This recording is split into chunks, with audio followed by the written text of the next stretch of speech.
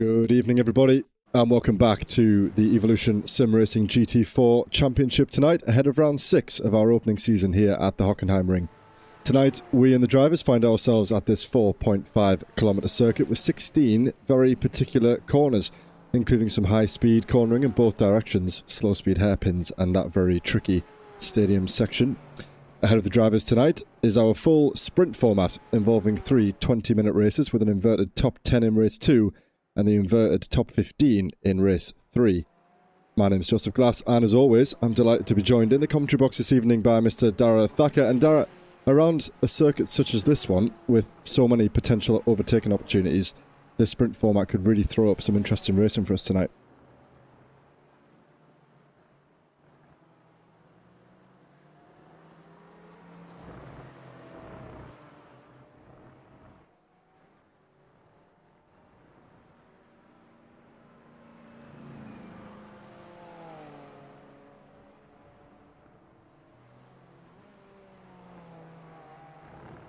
Mercedes bench came with the Mercedes grandstand is an interesting part, and of course you touched upon it, that stadium part, the bit at the end of the lap that almost looks like a finger sticking into the track, is a place where it can get quite tight. Drivers can go for moves, but it's going to be difficult to do so.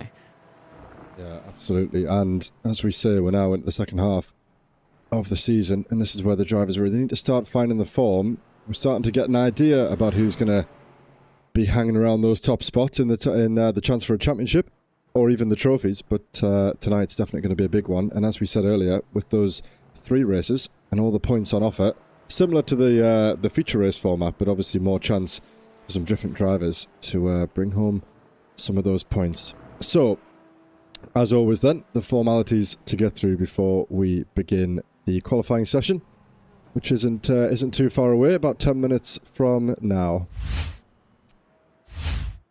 So as always then, first we have Kame, the home and building automation experts, providing the integrated high-tech solutions, and these guys providing us with the driver trophies for our season this season, and they have done for every single ESR season to date over the last year and a bit, nearly 2 years now.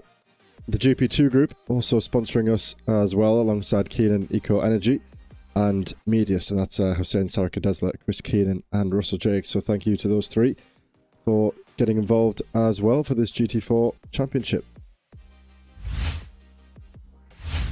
And with those trophies, you can see them on screen now. They go to the top 5 in each class, 5 for the Elites, 5 for the Premier, and 5 for the Evo drivers. And then the top 5 winning teams, with every driver in those teams getting their hands on a trophy. So the maths there's a lot of trophies to be won. And we'll have a little look through the standings now to see, as we enter the 6th round, who those drivers are that currently have their hands on one, but lots of time for that to change. So first then, the Elite standings. This time last week we saw William Humphrey and Justin Rem going head to head around Laguna Seca, and Justin came out on top, and in that he leads the championship by just 8 points. The Porsche driver for Grid and Go Esports on 464 points after a drop round in Manicourt, and then 2 race victories around Laguna Seca last week. William Humphrey, who's also had a good start to the season, he's been on the podium more times than not for Dennett Racing. He's on 456 points, definitely still within a chance at the championship, and I'm sure both drivers will be here tonight ready to go. Luke Lucchese for RDSA Esports, he's just still in with a chance, especially with a round like this tonight. Some bad results for the 2 drivers ahead, and he could really get himself back in contention. He's on 393 points, 63 points the difference, and he rounded off last week with a podium finish, just the 3rd for him of the season so far. Ryan Otton's close behind him for Alpha 1 Esports, just 10 points difference. He also had himself on the podium in the opening round last week, a P3 for the Porsche driver. Ben Chalcraft in P5, the last of the Elite drivers with their hands on a trophy. He now 30 points away from Ryan Otton's ahead. No podium for Ben last week, but he was still coming off the back of that great result in the feature race around Manicourt, where he got on the top step of the podium for Spontex CDM Esports. Jimmy Vyman and Tristan Denobreger, the top 6 and top 7, with Jake Corley in the Aston Martin in P8. Those guys just over 120 points away from a trophy down to J. Sebastian Bonnet and Jeremy Orlemans, the top 10, and Jeremy Chioka and Chaz Draycott there making himself visible on the top 12 standings. We have Chaz with us tonight actually in the driver cams for the first time, so we'll get an eye on how he's doing later on. Yeah, and moving on to the Premier standings, it's an interesting little category down here, but we are seeing Mike Murphy having quite a good season at the top of the tree. He has won 6 races out of the 11 that we have had so far, and he is a very nice 110 points ahead of anybody else, and Martin Kenyon is going to start from second. Bas Schliestra, we saw him really come into some form over the last few weeks, but Laguna Seca last time out, he really dropped away 2 DNFs. You can see it on the screen. He has dropped all the way back, and he is now a long way behind our championship leader, Mike Murphy, 134 points to be exact. Stephen Donnelly may be looking to try and gain up. He's in 4th with Josh Ostick in 5th. Those two have missed a round, which means that every single point from here on out is going to count for them. They've got no points to drop.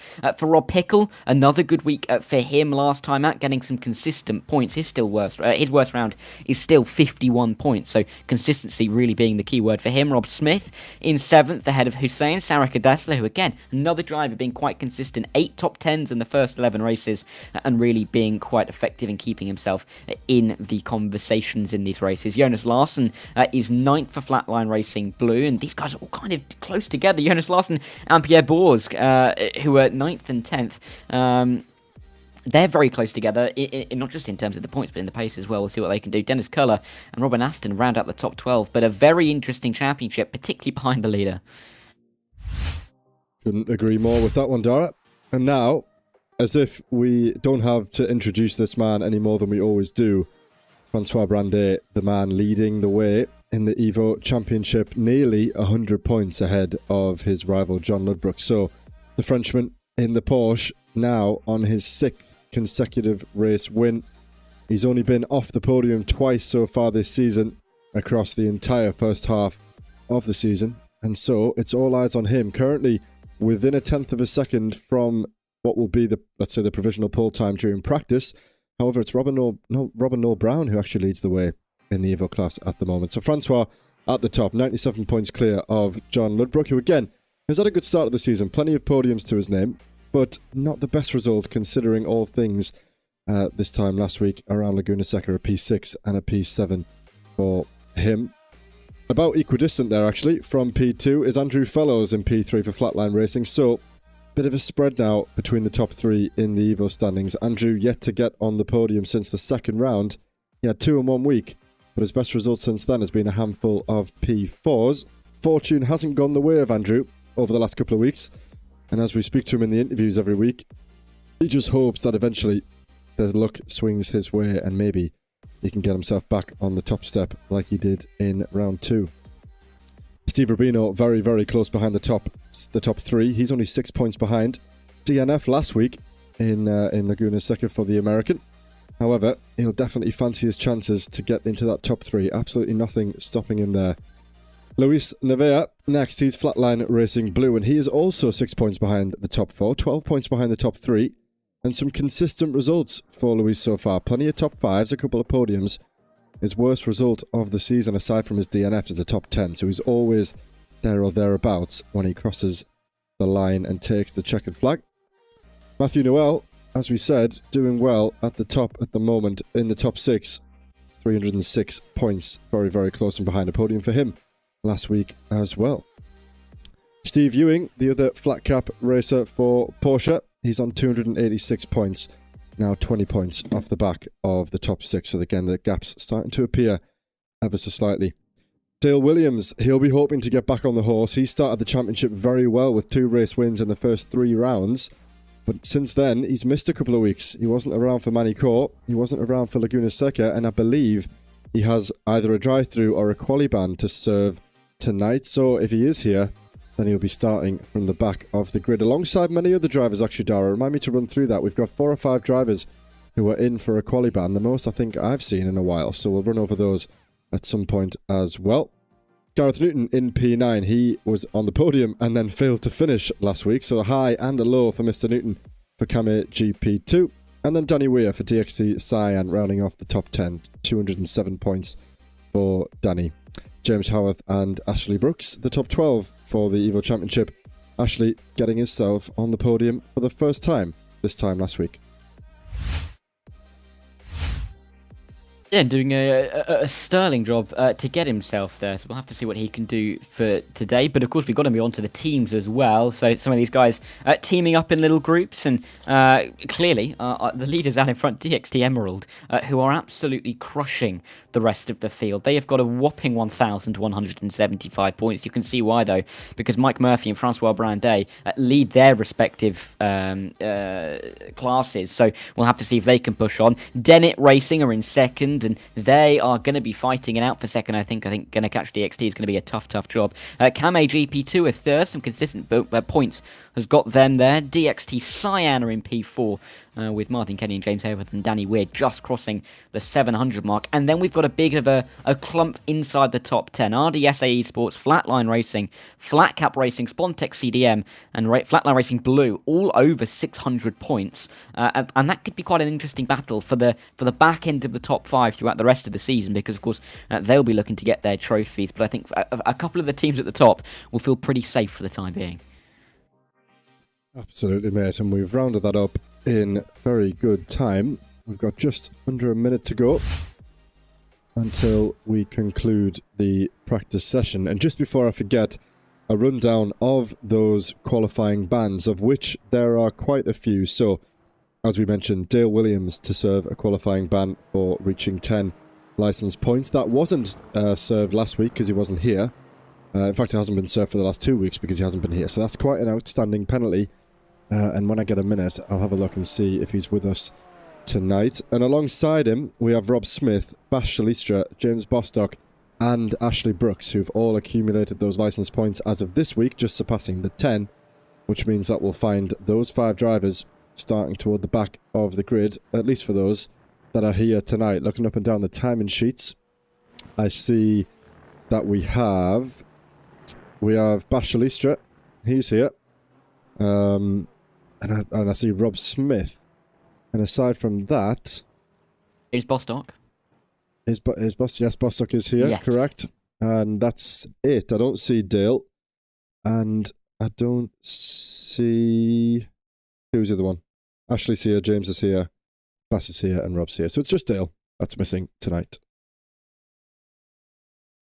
And, I mean, that'll have to be served at the next race he does attend, and that could be next week at Portimao, could be the Red Bull Ring in a couple of weeks' time. Sebring or Zolder, they are the tracks that will round out the calendar. And, I mean, apart from Sebring, we are staying firmly in Europe. We've been hopping about a bit, haven't we? We've been to Asia at Suzuka, we've been to Road Atlanta and Laguna Seca, but from here on out, with the exception of Sebring, albeit that is on the East Coast, we are staying in Europe, which is going to be nice.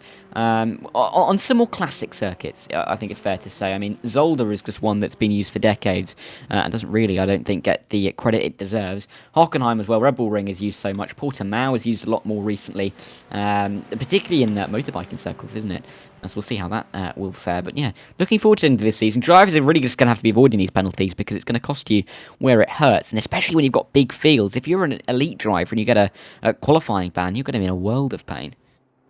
Yeah, and it's good to recap what we've got coming up as well. As you say, I'm really looking forward to next round, actually. Portimao, such a challenging circuit. We've seen it already several times in GT3, and we saw it last season in the TCR Championship.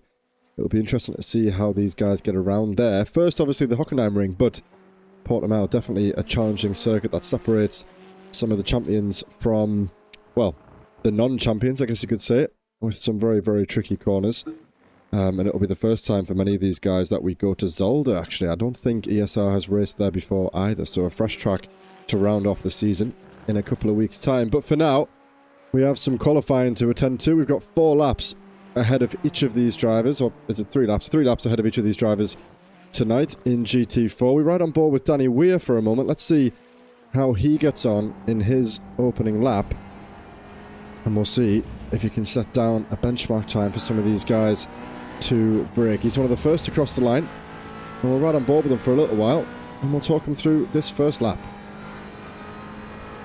Yeah, and let's see what he can do then towards turn one. It's more of a flick, isn't it, through that turn? It's not really much of a braking zone, but you've got to keep the car underneath you. Turn two and turn three are really probably two of the most important corners on the racetrack. Got to get it turned in nicely here, and maybe turning a little bit early in this number 55 car. We'll run it through the left-hander with Weir and getting Alf onto this back straight, which of course isn't a straight. You're technically coming through the Parabolica corner and up to the hairpin. But this is the most crucial part of the lap, particularly in the race, where we're going to see a lot of the overtaking happen.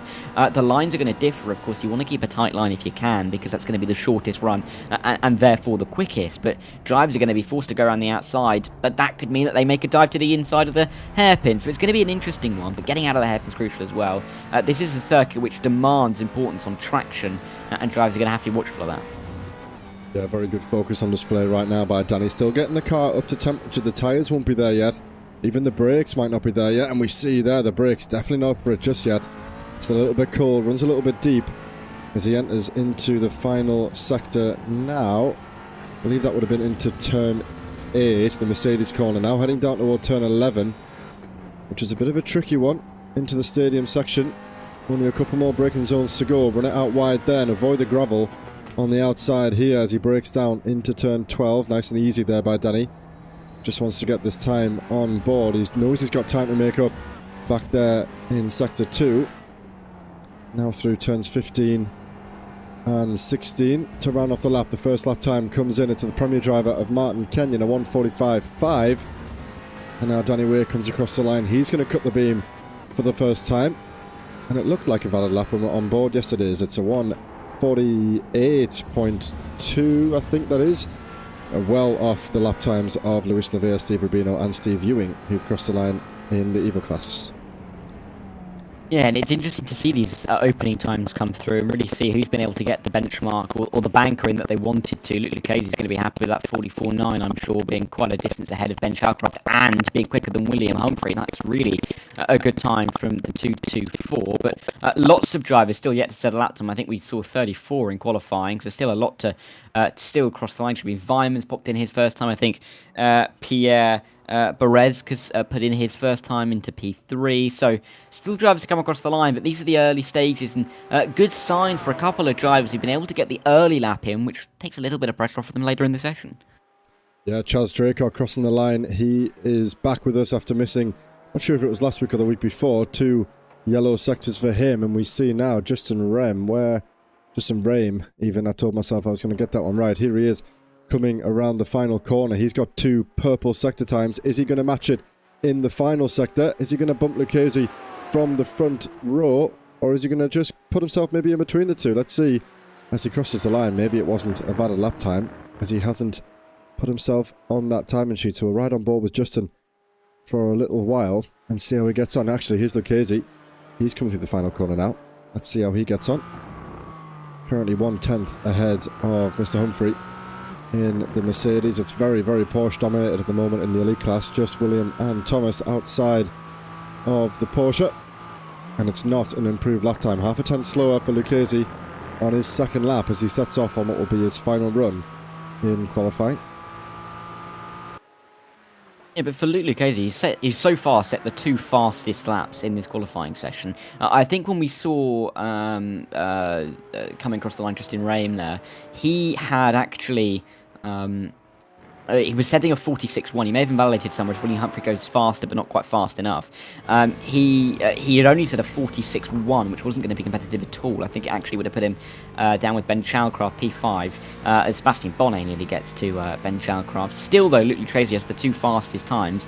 Drivers are really going to have to be getting their lap times in there. We've only got 39 drivers. That leaves at least 5 drivers who haven't set a lap time yet in qualifying, and that might be 2 laps in a row that they would have invalidated somewhere or made sure that it wouldn't have counted, so they're going to be under pressure. And that goes along with a couple of the drivers who, of course, have the quali ban. So I think we're going to see quite a patchwork in this opening race. Yeah, we're riding on with Danny Weir, the current leader in the Evo standings. And he actually yet to set a lap time. He came out the pits late, and he's about to cross the line for his second lap time. Invalidated his opening lap, but now he enters toward... He's going to keep that one. Just about got it slowed down. That's probably quite a good entry, actually.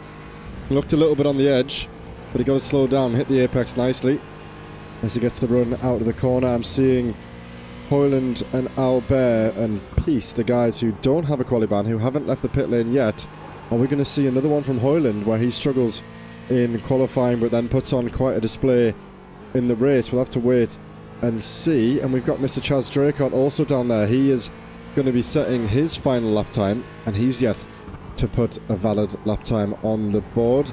Justin Rame has crossed the line to go first, over half a second away from Luke Lucchese, so an absolutely great lap time from the current Elite Championship leader. Robin Noel Brown sets a 45.3, nearly a second clear of Luis Nevea. And where's that? Is that Francois on the sheet yet, or is that another invalid lap time? It's a 46.3 for Francois, which puts him in P3 and now P4 in the Evo standing. So not quite the lap that Francois would have wanted, and he'll kind of making it a little bit hard for himself. Currently sitting in P19 overall, P4 in the Evo standings. And let's ride on with Chaz Draycott as he is about to cross the line. Yeah, we can see what Chaz is going to be able to do as he comes around the final corner, looking to try and improve on his current position. I don't believe he has a time on the board. This could be his first valid lap time, and it is, but it's slowest of all of the elite times. That's not going to satisfy him, down in 12th place and a little ways off the pole time, quite a ways off the pole time actually. He's going to have a lot of work to do from there, especially in supporting his teammates at Spontex, who are doing well at Teams Championship, and they'll be hoping for an extra few points to get themselves back towards the top 5, but that's going to be possibly a long road to climb. I don't think there's going to be too many more laps. Jay Cooley might be one of the other drivers. Maxim Dimitrov's just come across the line. Cooley, though, is coming through the final corner now. We'll see what he can do, if anything, to improve. Two green sectors would suggest he's going faster. And at the end of the lap, does he jump up? I don't believe he does. He sets a faster time, but it's going to keep him down in P11. So drivers not really being able to find too much time at the end of the session. Yeah, I'm seeing in chat Hoyland saying no qualifying for him. Very uncomfortable. So race 1 will be for learning and for building. I'm not sure what he means by uncomfortable. Is that physically or maybe just with the track? But no qualifying for Hoyland, so he's giving himself another big task to deal with. Francois Brandet, his final time is good enough for the front row of the Evo grid. Currently 3, nearly 4 tenths off Robin Noel Brown. So a good lap time. But Robin could put Francois to his paces here if he can keep it going during the race pace, I should say. And looking at this, we actually have Martin Kenyon, Mike Murphy, and Stephen Donnelly crucially inside the top 10 overall. Which obviously tonight we have the reverse order, so the second race will be a reverse top 10, and the result of the second race will be a reverse top 15. For the final feature in the third race tonight. So those guys out of the elite class, if they can keep themselves in the top 10, then they'll definitely bode themselves well for some of the latter races tonight. James Howarth, he's about to cross the line. Where is he? He's P9 overall, doesn't improve. We've got a minute and a half to go, and really we don't have too many more drivers on track. Dennis Kohler, he's still staying out, but his qualifying is also over. We have Mr. Draycott and Mr. May, the two Spontex CDM drivers, still out on the road. And then we see, as we said earlier, Bostock, Shalistra and Smith, who've served their qualifying bans. And then Hoyland, Peace and Albert have joined them without setting any lap times during this session as we enter the final minute. Yeah, time really ticking away. I don't think there really is anybody left to set a lap time, but that grid that you can see on the left-hand side with all of the drivers mixed up is what we're going to be able to have. Really interesting to see Robin Noel Brown up in P5 for the Evo class, ahead of Martin Kenyon in the Premier class, with Robin Noel Brown's next rival in his class, Francois Brandet, down in 14th, so that is quite a jump. And also interesting to see, actually, a bulk of the Evo drivers are ahead of the Premier drivers. So interesting little thing to note out there. But still, the entire field contained by 3.5 seconds, and most of that field is split from Martin Kenyon down to Matthew, even Josh Ostick and Henry Coolan down there. A good 20 drivers split by less than a second here. This is going to be a really close race. Yeah, I'm really looking forward to that top 5 battle. Maybe Robin will put a bit of a bumper between the likes of Ed May and Ben Chowcraft, the two Spontex drivers who probably won't fancy the chances at catching up with the likes of Lucchese, Weimann Humphrey and Rem, but they will think that they can stay put where they are. So that gap with the Premier and the Evo driver there could become a little bit of a talking point later on, but for the time being, let's see as the drivers prepare themselves. We can run through the grid ahead of the opening race here around Hockenheim. So, to start us off then, we have Justin Rem for Grid & Go Esports, who starts on the front row of the grid, the championship leader, closely followed by the man in P2, both in the championship and on the grid, William Humphrey for Dennett Racing. Jimmy Vyman and Luke Lucchese will share the second row of the grid with the Evo pole driver of Robin Noel Brown and Martin Kenyon on row 3. Ed May, Mike Murphy, Ben Chalcraft and Stephen Donnelly, the top 10, with Jeremy Orleman, Sebastian Bonnet, Ryan Ottens and Francois Brandet there, the Evo champion, down in P14 on the 7th row of the grid. Thomas Saborin, Jay Corley, Pierre Borezg, John Ludbrook, Rob Pickle and Chaz Draycott rounding off the top 20, with Luis Nevea, Andrew Fellows, Jonas Larson and Steve Rubino, the top 24 on the 12th row of the grid. Matthew Noel and Dennis Curler, Josh Ostick, Henry Coolan, Hussein Sarek Desla and Steve Ewing, the top 30, with Maxim Dimitrov, Matt Stace, Bradley Flanagan, Rob Mackay, James Howarth, Danny Weir, Yanis Aubert, Jeremy Chioka, James Peace and Basha Listra, the top 40, and we roll on through Matt Hoyland, Rob Smith and James Bostock down there all the way at the back of the field around the corner in P43 for Cameo GP2 McLaren. And I feel like we're getting a little bit more effective at that every week, because that's a lot of drivers to get through. I didn't skip over anybody, but we're getting through them nice and quick, and before we know it, we're going to have the lights, and we're going to be underway. And I think, there we go, we have the lights.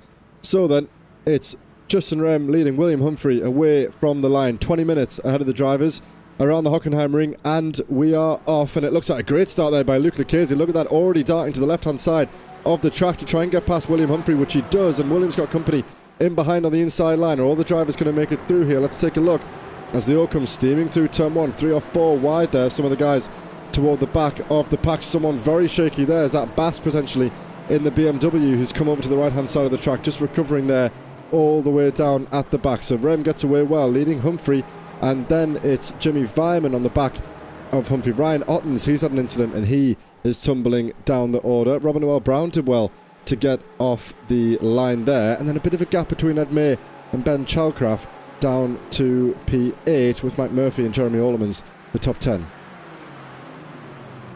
Yeah, bit of a switch around at the front as well, with a very, very good start from William Humphrey. Oh, very deep. That is not the line at all. Someone's gone off the circuit. They've gone too deep, and they are off the road. It's Pierre Borez who is...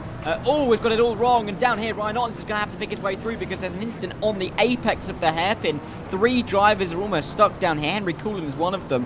Going to have to get himself right. Jeremy Chioka, or actually Yanis Aubert is involved in this as well. He's had a horrible season up to this point, but drama at the hairpin. We expected it to happen, but drivers really getting caught up and involved in this, as we've got more drama with Luis Nevea. Yeah, that was 4 or 5 drivers there, 3 on the apex and 1 at the exit of the corner. I'm not sure who the one was. Francois Brandet, he's round. He's had an incident. Francois off the circuit, the championship leader in the Evo division. We'll have to ride on, see, does Francois have any damage? Let's take a look. He's got a few bumps and scrapes on the left-hand side. His front left seems okay. Maybe the damage not too bad. Let's see if he stays out or if he comes into the pit lane. It looks as though he's going to be okay. But that's Francois down in P35. He's dropped 21 places on the opening lap. Yanis Aubert came steaming through there. Lovely livery, but it doesn't look so good toward the back of the grid. Pierre Borez in the pit lane then. He's got damage. That's going to be his race over for now. Robin Noel Brown is going alongside. That's Mike Murphy, the two championship not the two championship leaders, the current class leaders in the Premier and the Evo division, going side by side on the exit of turn 4. And now they've got the long run down through the parabolica down toward the hairpin. Let's see who's going to come out first in this battle. Yeah, and Mike Murphy, of course, been looking for more points for his championship in a commanding position at the moment, but it's never going to be done until he has officially crossed that line. But looking to get through. Really impressed by Robin L. Brown in qualifying and at the start of this race. Not a driver that we necessarily associate with running right at the front. He's missed a few rounds, but he hasn't really had a standout time when he has been here. Not even a top 5 to his name so far this season. So really, really impressive at the moment. We'll see if he can keep it up. But lots of drivers still trying to make that cut on the reverse grid in this race. It's top 10 that will swap around. It's top 15 in race 2, so it helps you out a little bit there. But Matt Hoyland, one of those drivers who needs to gain up the field and trying to go around the outside at turn 7. Going to be tough. Inside for turn 8, though, he's going to get that one done. Oh, a little bit deep there by Hoyland. He might have to give that position up to his teammate of all people. It's James Howarth, who's now looking around the outside, and Hoyland's defended that position. Now the inside line for Hoyland. He's got Francois, got 3 DXT machines going side by side here as we enter the 3rd sector. And I want to get an eye as Francois does think about that move on James Howarth. These guys probably don't want to defend too hard. Yannis Olber's got himself up. That's the elite driver. We've got Bradley, Hoyland, Howarth, Olber and Francois, who are all in different classes, all battling around the same few meters on the tarmac. A lot could go wrong with the mix of pace, especially with the likes of Hoyland and Albert, who will probably be quicker than some of the guys around them. In fact, Albert there all over the back of Howarth. Let's ride on with him as he carves his way through the field. And what is the opening few laps here? And I'm not sure if Yannis does this, and we've seen him not qualify before. Maybe he likes the challenge of going through the field. Maybe not. That's just my assumption. Currently in P13 in class, but all the way down in P31 overall, and really you don't have that cluster of elite drivers all the way until P15 at the moment. So a lot of work for Yannis to do in the remaining 15 minutes here. Yeah, but I think for Yannis, I mean, he knows his pace. He knows that he's an incredibly fast driver. He's not going to be in the championship picture this season. He's missed too many rounds. He only picked up his first points of the season last week. He's only scored points in 1 race out of 11 so far this season. So I don't think he's going to be too fussed about losing any kind of championship aspirations here. I think he's just trying to have a nice evening's worth of racing. And when you have pace like he does, you're in more of a position to be able to find that little bit of contact on the exit of the hairpin. Between that was Rob Smith and the 28 of Francois Brandet. Brandet, actually, P9 in the class. He's got a lot of work to be doing, and maybe getting caught up in incidents on the opening lap is going to cost him, as Matt Hoyland's had some issues as well. Yeah, this is the exact kind of thing that the likes of Fellows and Ludbrook will be looking for. Jimmy Vyman's had an incident. Bradley Flanagan looked like he lost a place there. He was trying to catch up with Vyman. Is this him now? No. We'll run back and cut through a couple of replays in a moment. But as we said, this is the kind of thing that those Evo drivers will want to see from Francois, particularly because he's nowhere near now the reverse positions. And I mean, for instance, we've got Robin Noel Brown still in those reverse top 10. And the likes of Ludbrook and Fellows currently P13 and 14 overall, so still within a shout of getting themselves in that top 10. An outside chance for sure, but all could happen, especially around a circuit like this. As we've said, lots of overtaking opportunities, more or less at every corner. And some guys will fancy their chances more often than not. And we've got this cluster of 4 or 5 cars now. Are they going to go 3 wide at the back? No, they're not. They're going to keep it clean. At the moment, this is Vyman, Orlemans, Murphy and Donnelly. And Robin Noel Brown there leading that in the black Porsche on the outside line. Who's going to let a few of these guys through? Maybe lost 2 positions in one corner. 2 of the DXT Emerald cars, both in the Premier class. So we've got Stephen Donnelly and Mike Murphy going wheel to wheel here. Teammates leading the team's championship, sharing the top spots in the Premier Championship as well. So lots to lose here, and you never want to see teammates collide. Donnelly just comes across there ever so slightly, but the room's been left, and now we've got Chaz Draycott in behind Mike Murphy as well. Yeah, Robin Noel Brown's in and around this battle as well. So really, all 3 classes are mixing themselves in with each other, which is great to see. But already, we are nearly halfway through this opening race. They are really fast and they are really furious, as we saw it on the opening lap. Drivers have to get these moves done quickly. They can't sit around and wait as they may be able to in a 45-minute race like we saw at Laguna Seca last week. They have to get these moves done early doors. Justin Rame will come across the line. He's increasing that advantage at the front, albeit still only a second, and William Humphrey will be out to get him because he knows that he can't afford to lose too much more time. But really, it is interesting to see that we have got all 3 class leaders inside, I believe, the top 7 or at least the top 8 here. And the fact that they'll be in the reverse grid means that the likes of Robin Noel Brown, the likes of Martin Kenyon are going to be very, very going to be having a great advantage with that. I thought for a second Chaz Draycott was going to go right into the back of Mike Murphy, but luckily for Mike, he has not been hit up the rear and he can carry on in P3 in class. Yeah, I know you can't see this, Tara, but that was quite funny. Chaz giving us some dance moves there in the cockpit as we had him up on the driver cams, and he just about avoided the rear, as we said, of the car ahead. Now I want to cut back to that opening lap and see what happened to some of those drivers. I'm not sure if this is going to give us a good idea. Let's see what happened between Larson, Sarika Desler, Borezg, and Mackay, I believe it is. So we saw, oh, what happened there? Jonas Larson, wow, that's a big impact. Him straight back across the track and scoops up the orange McLaren there. But he looked, oh, and then he just kind of, let's go back and just check out that one more time. It looked as though the BMW went left and then came back to the right and just caught out the car to his outside, which you likely would there. I'm not sure what's caused that. Is that like some extreme netcode? I've got no idea, but that was an extreme dart to one side of the circuit, and that's taken Sarika Desler by complete surprise. Yeah, no, I mean, there was just all manner of things going on in the background there, wasn't there? There was cars all over the road, climbing over each other, and this was happened to Francois Brandet. That's why he's down the order in P9, get caught up in an incident as they make their way out towards the stadium section, and that is why we see him tumbling down the order. This was the onboard for him, just had the car come across the nose a touch, and then that same car out of control, hitting him in the rear. Nothing that Brandet can do, nothing that the other car can do. And they will have been heavily disadvantaged by that, but they've still got 2 races to gain their way back through. The only issue is that they're not really going to be helped out by the reverse grids at all. Yeah, I think you could see what Francois was trying to do there. It looked like the car ahead, I think, was at Sabor, and I'm not sure, he kind of exited the corner slightly off the racing line, and that didn't really allow Francois the exit room that he needed. On Francois, that one, I believe, but you could see what he was trying to do as the car ahead just missed the apex. He thought he'd try and slip up the gap on the inside, but unfortunately it was undone from there, as we see, who's that? Stephen Donnelly getting ahead of the Evo class leader at the moment, and now he's in a bit of a DXT Emerald sandwich. Jay Corley in the elite class, he'll fancy his chances ahead of these drivers, currently in P10 overall. Keep an eye on that Space Invaders car. I knew it was something like that, I couldn't quite read what it was earlier, but a good livery to pick out in amongst all of these bright colours. You can't really miss it, can you? Maxim Dimitrov up the inside of Dennis Köhler, getting ahead, and he's got Josh Ostick in the ORA Motorsports purple Richard Mill livery there. He's looking around the outside here. What a great move that would be, up on the sausage curb. A little bit sketchy there by Josh, but he's kept it in a straight line nonetheless. And let's see, as these drivers head into the final sector, can Josh get alongside? The room's been left by Dennis. A little bit wobbly there as he got up on the apex curb. Good defence by Köhler, battling for class, these 3 drivers. Dimitrov in the Iron Brew livery ahead, Köhler and Ostick currently battling for P3, 4 and 5 in the Premier class.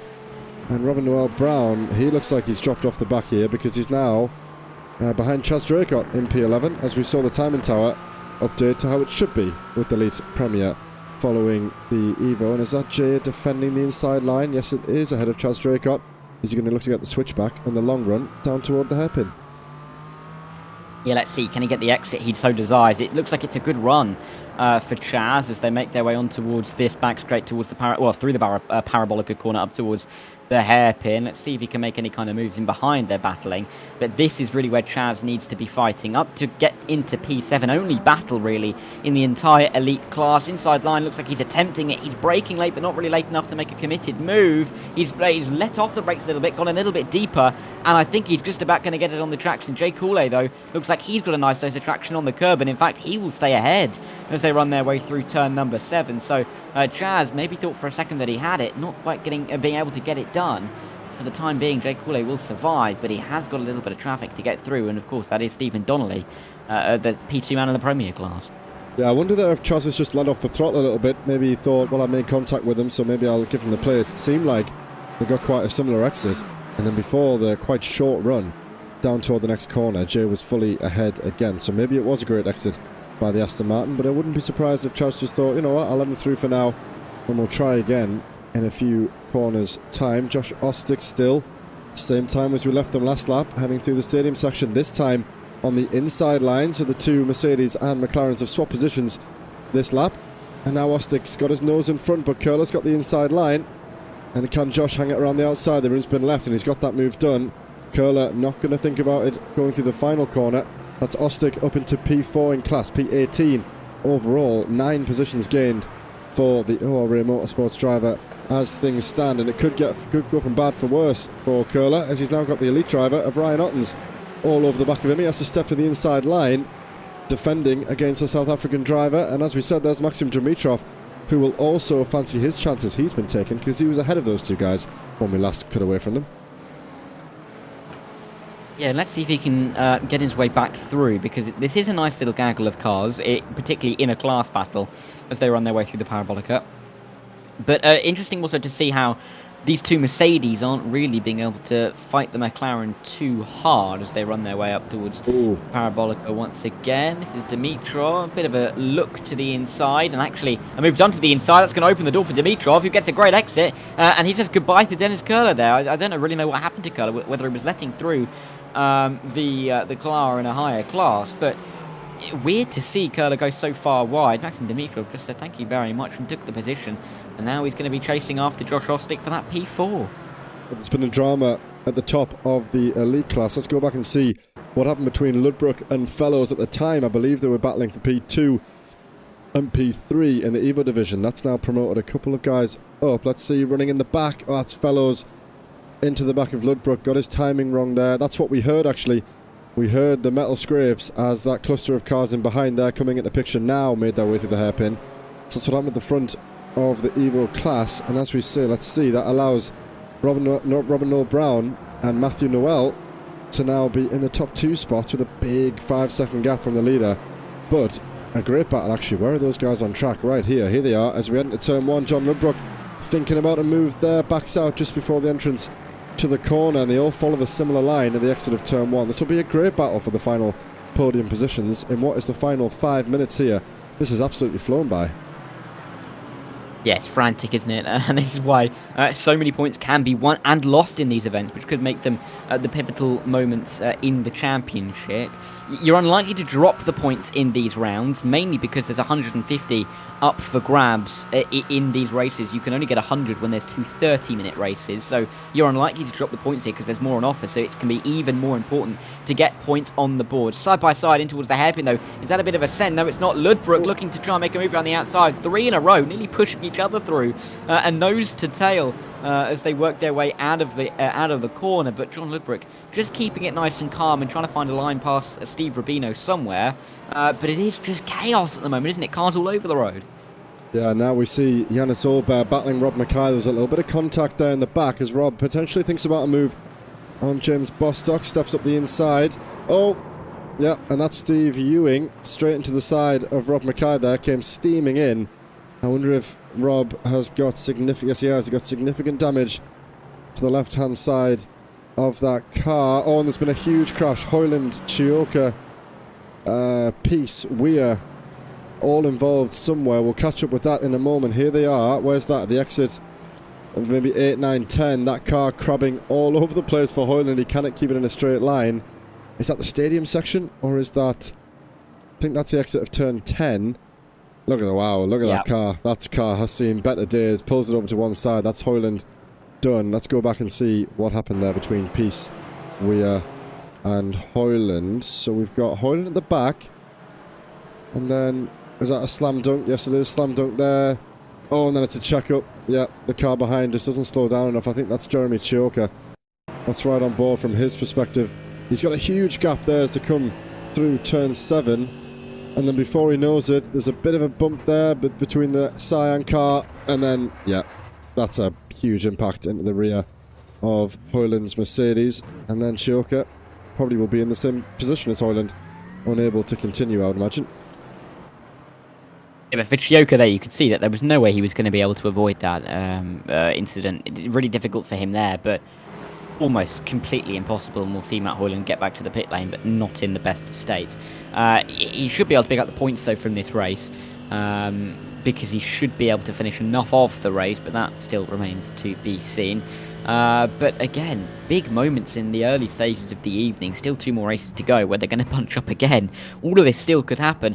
Luckily for the drivers up in the front of the championships, particularly in Elite, though, they've been able to get away from that. Of course, Branday in the Evo, his winning streak's going to come to an end in this one. Mike Murphy, surely not going to be able to win it from here either. So clearly, these are going to be big evenings for the whole championship in a few weeks' time when all is said and done. Yeah, Rob here really having to fight the car. We saw him struggling there on the cams on the exit of turn 6, and he's managed to get ahead of that flatline car. Who's that? It's Rob Smith in behind Rob Mackay, but he's still there on the inside line as they head through into the stadium section. Is he still there? Oh, that's a wobble by Rob. That's him in the wall, and we're going to catch him. He looks as cute as a cucumber as he drives off into the wall and just kind of accepts his fate. It hasn't been the best few laps for Mr. Mackay at all, but let's cut away from him. And let's go back to the racing action. That's actually right on board with the leaders of the race. So we've left pretty much the entire time. They'll have another couple of laps under the belt, and we're still in the mirrors of Rame, but not really close enough to mount any sort of challenge. 1.5 seconds as it stands, with a massive gap of 7 seconds down to Lucchese, and then an even bigger one of 6 seconds down to Jimmy Vyman. So I think all is said and done in terms of the top 3. Ben Chalcraft could still theoretically catch up with Vyman, so we'll catch on with him in a minute. But so far, it's been a great and consistent opening round for Justin and William at the front of the elite class. Yeah, it's really important for Justin, I think, to get the points down and on the board. He's the only driver within 200 points of himself to have no points as a drop round. He's the only driver who has nothing to fall back on. William Humphrey has 83 points to fall back on. Other drivers have quite a few as well. So they're going to be having their own safety nets, it's fair to say. But Justin Rame does not have that, and he has to get these points on the board. He's met the white flag now, but this is looking good for the time being. Of course, it's all well and good to qualify and first pull away at the front in the opening race and take all the points home, but you're going to get just the same amount of points winning the race in race 2, where all of a sudden Justin Rame's going to be starting mid-pack in the elite class. He's going to be starting behind the likes of Humphrey, all the way down to even Jake Cooley will be right at the front of the grid. Thomas Saborin is going to be around him, but that could be crucial. Also, something I've noticed as we put this up that could be crucial, Joe, is the fact that Stephen Donnelly and Mike Murphy, 10th and 11th, that is a bubble, and those two are right next to each other on the circuit.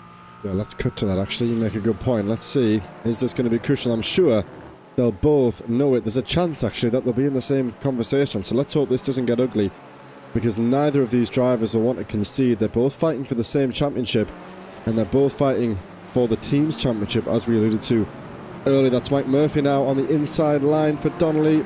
Donnelly's going to hold it around the outside. It's advantage Mr. Murphy at the moment. He's going to have the favoured inside line through 7. Let's see how Donnelly does. In fact, no, it's Donnelly on the inside line, sorry, in the McLaren. And now the inside line switches to Murphy, who's still there.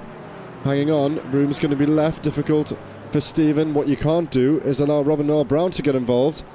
And he's just been shepherded away there. Kind of forced into the path of Thomas Saborin. I don't want to miss. I don't want to cut away, but we're going to have to. Justin Rem comes across the line. He's going to take another 50 points for his championship. William Humphrey in P2, and here's Luke Lucchese rounding off the podium. Now we cut back to this one. Sorry, guys, that was quick, but we have to catch what happens here. The top 10 up for grabs at the moment. Both of them have got involved, actually. Have they taken Saborin? No, Martin Kenny, you can see him falling down the order. He's out of the race. I'm not too sure what happened to Martin at all, but he was dropping down the order, and then it said he was out, which is gutting for Martin because he was having such a good race right up near the front. But it means that Stephen Donnelly is going to win it in the Premier class, and him and Mike Murphy, I think, are going to make up the front row for race 2. They will. So congratulations to DXT. A great result in the end for them, not having to battle each other for that top 10. In the end, they both get it, and Robin Noel Brown with what I believe will be his first victory of the season in the front of the Evo class. He finished in P12, so just missing out on that reverse order after qualifying very well.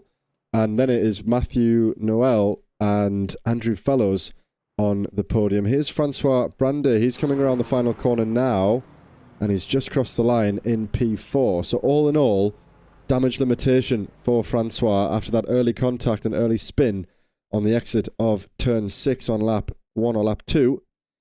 And really, Francois couldn't ask for much more. The winning streak comes to an end. It was bound to happen eventually, and it's happened here. Can Francois recover that and try and get on the top step in what will be the final 2 races? Still plenty of opportunity for him to do that. Yeah, big race as well. With the likes of Rain picking up more points, and we'll see how he can convert in the next couple of races. But it's going to be far more difficult for him because he's going to have to come through the mid-pack. Now, with this format, we don't have much time. So I'm just going to flash up the top few guys. We're not even going to get a chance to go through the grid. So it was Rem, Humphrey, Lucchese, Vyman and Chalcraft, the top 5 in the elite class. It was Stephen Donnelly and Mike Murphy, as we saw a dramatic end to the race between the Premier drivers. Josh Ostick getting on the podium, a good result for him. Kohler and Dimitrov, the top 5 in the Premier class in that race, with Robin, Noel Brown, Matthew Noel, Andrew Fellows, Francois Brandet and Steve Rubino at the top of the Evo class.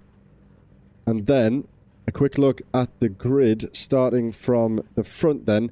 It is Mike Murphy and Stephen Donnelly who get us away at the start behind Jay Coley and Chaz Draycott, Jeremy Olemans and Ben Chalcraft, the top 5. Jimmy Vyman in 6th. And I'm going to hand that over to you, Dara, as we get underway. It's Mike Murphy leading Stephen Donnelly. Yeah, massive moments in the championship for the Premier drivers as they will get us underway. Drivers coming around the final corner as we have that big grid, and drivers already trying to make moves towards turn 1. Outside line, it seems, is favouring a couple of the drivers as they try and make it work through turn 1. It tightens on the apex, but the top guys have all made their way through. Driver off the circuit though, driver going around, that could be Yannis Hilbert, who's sideways. His season compounding, and that's the 117 coming to problems as well. So not the cleanest of getaways through the mid-pack, but most drivers have been able to make their way towards turn 2, where we see some more carnage and more drivers off the road. That's a Geely car who has gone around. Oh, and there's an Alpha Esports car trying to get back around, and that is not the cleanest of rejoins. No, it's not the cleanest of race starts I've ever seen. Best part of 10 cars involved all in all there. 3 or 4 on the exit of the first corner, another 3 or 4 on the exit of the second corner, and they're just about getting away. Here's 3 wide between the 2 championship protagonists of Rem and Humphrey. And it's Robin, Noel Brown and Thomas Saborin getting their gloves out there to defend. And it looks like, looking in the background, is everybody else getting through okay? On the exit of the hairpin, looking awfully slow for some of these drivers coming out. We've got Vyman, who's got an incident. Luke Lucchese, he's been involved. He's down 31 places. Crucial for him. Ryan Ottens, his fellow South African, down there as well. But at the moment, it's Mr. Mike Murphy who leads the race with a big gap to Chaz Draycott. And he's got Stephen Donnelly for company right in behind. Yeah, it really is interesting to see how this is going to pan out with the incidents that we've seen off of the start, and drivers feeling like they are in a bit of a patchwork at the moment. We of course will be able to see soon where everybody is on the tower. We'll be able to show you that soon. But for the time being, it does seem that a few of these drivers, the likes of Chaz Draycott, have been able to just benefit off the start, get away. And even though he's not leading the race overall, in fact being P2 overall, leading Jay Cooley, and that's really the important thing at the moment for him. Yeah, absolutely. Chaz will be really optimistic that he can hold on to this at the moment. He's got Jay Coley, Jeremy Olemans, Ben Chalcraft within a few seconds of him at the moment, but he's going to really put the hammer down now. He's got to try and stay within touching distance of Mike Murphy ahead. If he can, then his pace will probably be quite strong. Mike Murphy with the 2 purple sector times in that opening lap. Justin Rem with the fastest sector 3 time. He's down there in P7 overall. We'll ride on with Chaz just for a moment to see how he handles it. Is he defending there against Stephen Donnelly in behind? I think he is. Let's see, where is Donnelly? He's just coming in the picture now. Jay Coley is alongside. This is exactly what Chaz will want to see. The guys battling in behind him to leave him to put in those fast laps if he can.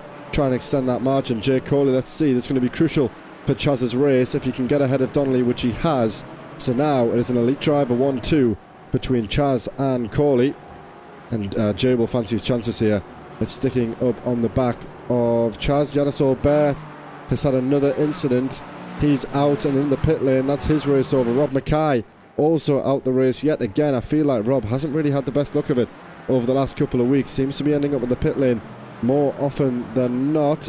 Here's Matthew Noel going side by side with Josh Ostick. The Aura Motorsports machine runs a little bit wide. That allows Josh to run. Contact. They've both survived. Have they both survived? I think they have. Josh maybe had a little bit of a wobble there, but he got himself ahead. And that's the important thing at the moment, and let's see if he can continue this pace. But a couple of laps done, and it still is pretty close between all of our classes. Mike Murphy's... Oh, who's that? The back, is that Rob's? Oh, it's James Peace at the back. That is not what he needed. And off down at the end of that drag strip that is often used, and that's Bas Schliestra. Missing what I'd call a key part of that car at the front. Yeah, it's the high drag setup for Bas today. He didn't use it in qualifying, but now he's putting it to full effect here. I'm not sure it'll really help him in the corners. It definitely won't help him in the straight line. So let's see how that BMW gets along. It's a pretty good car in the high speed anyway, but it'll definitely be hampered with that bodywork missing. And I wonder where he's lost that actually. Maybe we can try and find that later on. William Humphrey on the outside, a little bit close there with Jeremy Allemans and Stephen Donnelly. Room left. Let's see. Justin Rem is 2 positions ahead up the road. Still in the sights of Humphrey, but it's not where he wants to be. Will's really going to have to get his finger out here and stay in touching distance, get himself past Donnelly if he wants to try and put off Justin ahead. You can't really allow Justin any more good results at his cost. So let's see how those guys get on. Now what I'm going to try and do here, Dara, is go back and see what happened at the start. It all started, I believe, with Yannis Olber. Let's see. We've got Yannis there on the inside, 3 wide, surrounded by the 2 green cars. It's just 3 into 2. Oh god, yeah, then the Kame car came out of nowhere, turning on those guys. Yannis did what he could off the circuit, puts on the brakes. The dexterous, that's probably Hoyland, and then maybe Fellows in the BMW. Really, that's just one of those. You can't really avoid that. All's fair in that one. And Luke Lucchese, this would have been down at turn 2. Luke Lucchese in that grey honeycomb-looking livery on the inside line. Just gets the G-League car. Very simple, easy mistakes to make. Nobody really at fault in either of those ones. But just difficult when 3 go. And then he gets a nice helping for it on his re-entry into the circuit. Was that maybe Martin Kenyon there? And then one more. This is the same incident potentially. This is Jeremy Chioka. It seems like there's a lot actually that's gone on here. Let's see what happened for Chioka. Yeah, just gets stuck. Not that bad actually. Chioka. And one more. Steve Rubino, Ed May I think involved in this one. Flat Cap Racing on the brakes. There's Ed May coming steaming in, far too late on the brakes. And he spins around the American driver who ends up facing the wrong way. And I don't think he'll be too delighted about that, Willie, getting spun around there. So, not the cleanest of starts. And for Luke Lucchese in that incident that we saw, I mean, talk about getting hit when you're down. I mean, getting hit back around again once you finally righted yourself, it's just the worst part of that for him in all of that. Top 15, of course, get reversed in this race. And the fact that we've had those incidents off the start means that it's going to be quite diverse. And there you can see it. Currently, 3 Evo drivers will be inside that top 15, alongside 4 Premier drivers, which means that only 8 of the 15 that will go be spun back around in the reverse grid are elite drivers. So this is really big for a few drivers in their own respective classes. The likes of Brandet, he'd love to get back inside the top 15, but for anybody catching him, if he can stay outside the top 15, for the likes of Andrew Fellows, for the likes of Matthew Knoll, let's see if they can keep him out of it, because it could be really important for them as they try and catch him in the championship, which at the moment seems futile, but these are the kind of circumstances that's going to lend them a hand. Yeah, we see there that stricken BMW of Bas Schliestra defending against Martin Kenyon now as he exit the final corner, and something tells me that gaggle of cars is not going to want to stick around at the moment. That's Kenyon, Weir, Howarth and Hoyland, so 4 DX3 machines all in behind Bas at the moment. It looks as though one of them here is going to look to make a move. Martin Kenyon just got himself ahead. Bas turns into the corner as normal. Looks to get the switchback actually. Nearly a great move there by Bas. A little bit double contact there by Kenyon ahead. That's surely going to allow the likes of Weir here to think about a move. Let's ride on board with Danny and see how he gets on. He might not be aware of the issues that the BMW has ahead, but maybe in the straight line speed he'll soon realise that he's got to be careful when he comes to making a move. Bas thinks about it. He's going for it here down the inside, and Kenyon keeps a very wide line and says, see you later, son. I'll just get back on the power. Danny with a little bit of a gear shift issue there, down to first gear, upset his exit a little bit and let Hoyland through in the meantime. Very optimistic by Bas, and Kenyon wise to it, giving him all the room in the world and then just getting him nicely on the switchback. Yeah, and Kenyon knows he needs to make these moves pretty quickly because he can't really afford to lose too much. Oh, yeah, that's not great. Oh, and he's done. As he's coming around. Oh, yeah. I mean, that's a turf I've ever seen it. But yeah, it's gonna be important, I think, particularly for Martin Kenyon to come back through the field, because of the difficulties he had in race 1. He's just losing ground to his championship rival, Mike Murphy, and he can't afford that at all. I think after the first race, that gap was had at 144 points, and time really running out now. As after this race, oh, actually no, after the last race, we were over halfway through the championship. Credit here, I must say, to Mr. Mike Murphy, who's 2.5 seconds up the road, doing very well in the Premier class. All the while, these guys battling, which is going to help Mike Murphy, but here is Justin Rame as he looks to go up the inside of Jay Coley to take the lead of the race. It's gone from bad to worse for William Humphrey, who's still, in fact, no, he's just got past Chaz Draycott. Is Jay going to get the switchback? A little bit of contact on the exit there. Oh, a little wobble by Chaz. It's Ben Chalcraft, the Spontex car, ahead. Humphrey now up into P4 in class, P5 on the road. But he's just seen Justin Rem going ahead and battling Jay Coley. He'll be praying that Jay puts up that battle, but it doesn't look like he's going to hold on. Justin takes the lead. He's not in the lead in the field, but he's certainly leading his class once again. So Will really has to think about getting a move done now on the second Spondex CDM machine if he's going to be within a chance of minimising that damage ahead to Justin. John Ludbrook going side by side with Danny Weir. A little bit of contact in the mid-corner.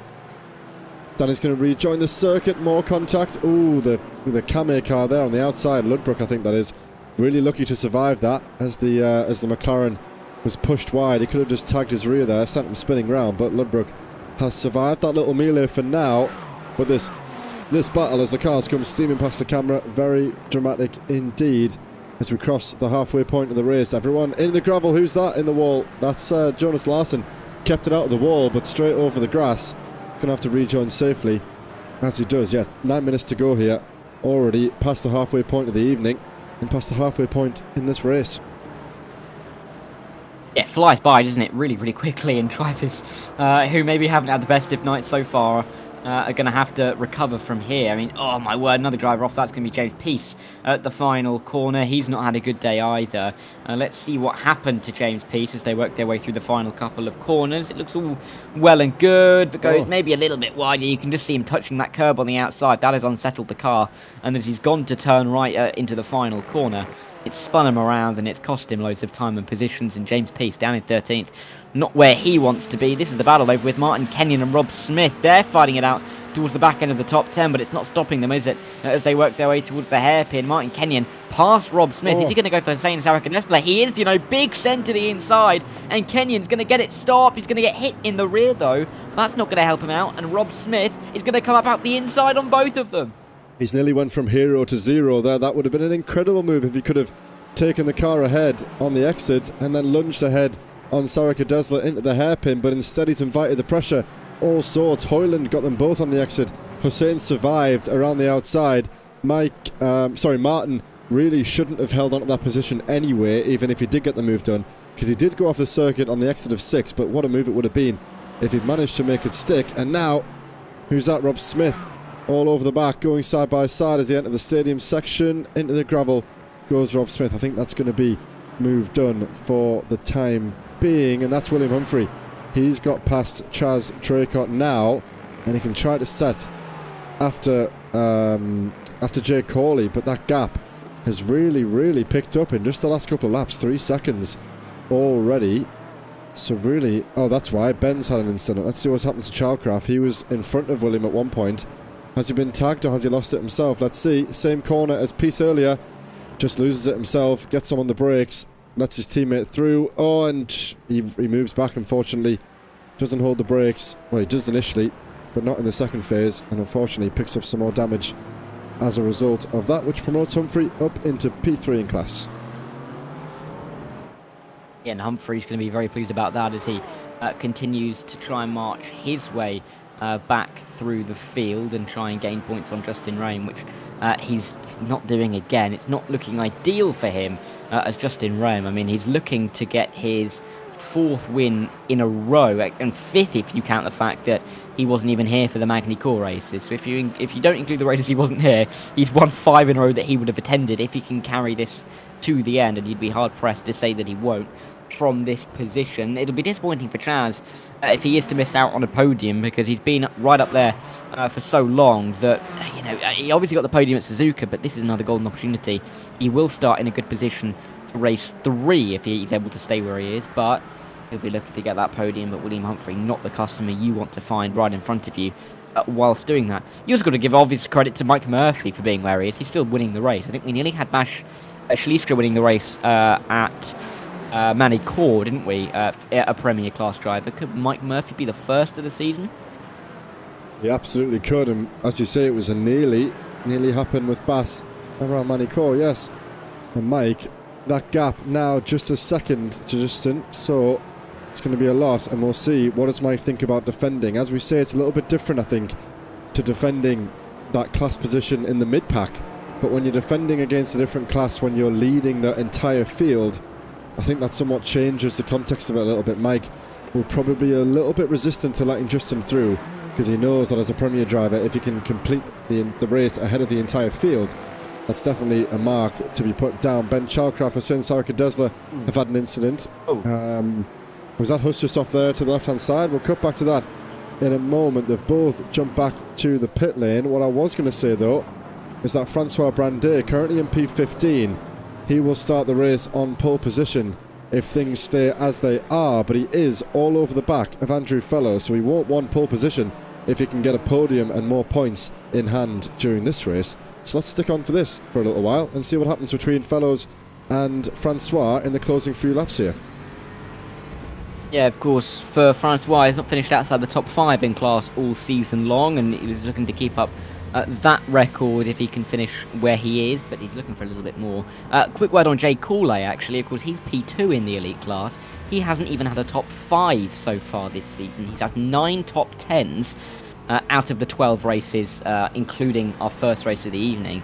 But he's not got a top 5 yet. A P2 would be an absolutely great result for him in his march to try and get himself inside the top 5 in the championship. But lots of storylines that I think we're going to have to address for race 3, because lots of drivers who are out of this race who won't be picking up points, because I believe it is the 90%, isn't it, that you have to complete of the race to pick up the points, which means that in these shortened races, if you lose 2 or 3 laps, and I don't think you're going to be meeting that requirement. So really difficult for some drivers. They're going to drop back and have a lot of work to do in race 3, but Brandet isn't going to be leaving anything on the table. Is he going to get the exit? I think he's got the exit. He should have P3 and does. Yeah, he does for now. I think Fellows might still be there. Let's see. Yes, he is. He's alongside. We can see him just popping back in the picture. So the Mercedes driver did get the exit. Francois surely riding on board with him now. We've got him on the cams. Let's see. Andrew covers the inside line. Francois dodging inside now. Late on the brakes. Very late on the brakes. And he gets it slowed down, you know. That's not a bad move at all by Francois. He would have had Fellows all up in his mirrors, and maybe Andrew just missed his braking point slightly because he was too busy looking in the back. Who's that coming through? That's Jeremy Chioka, so he's out of class. Francois won't mind that too much. We saw Andrew just sticking his nose up the inside there, but he has backed out. That is Francois up to P3 for the moment. Let's keep our eyes on this battle as it progresses, but that's a good move by Francois to take the podium place in class. And where's Andrew? Just there, so a few car lengths behind. I think that might be enough, especially with the damage on the front of the car that we can see on Andrew's Mercedes there.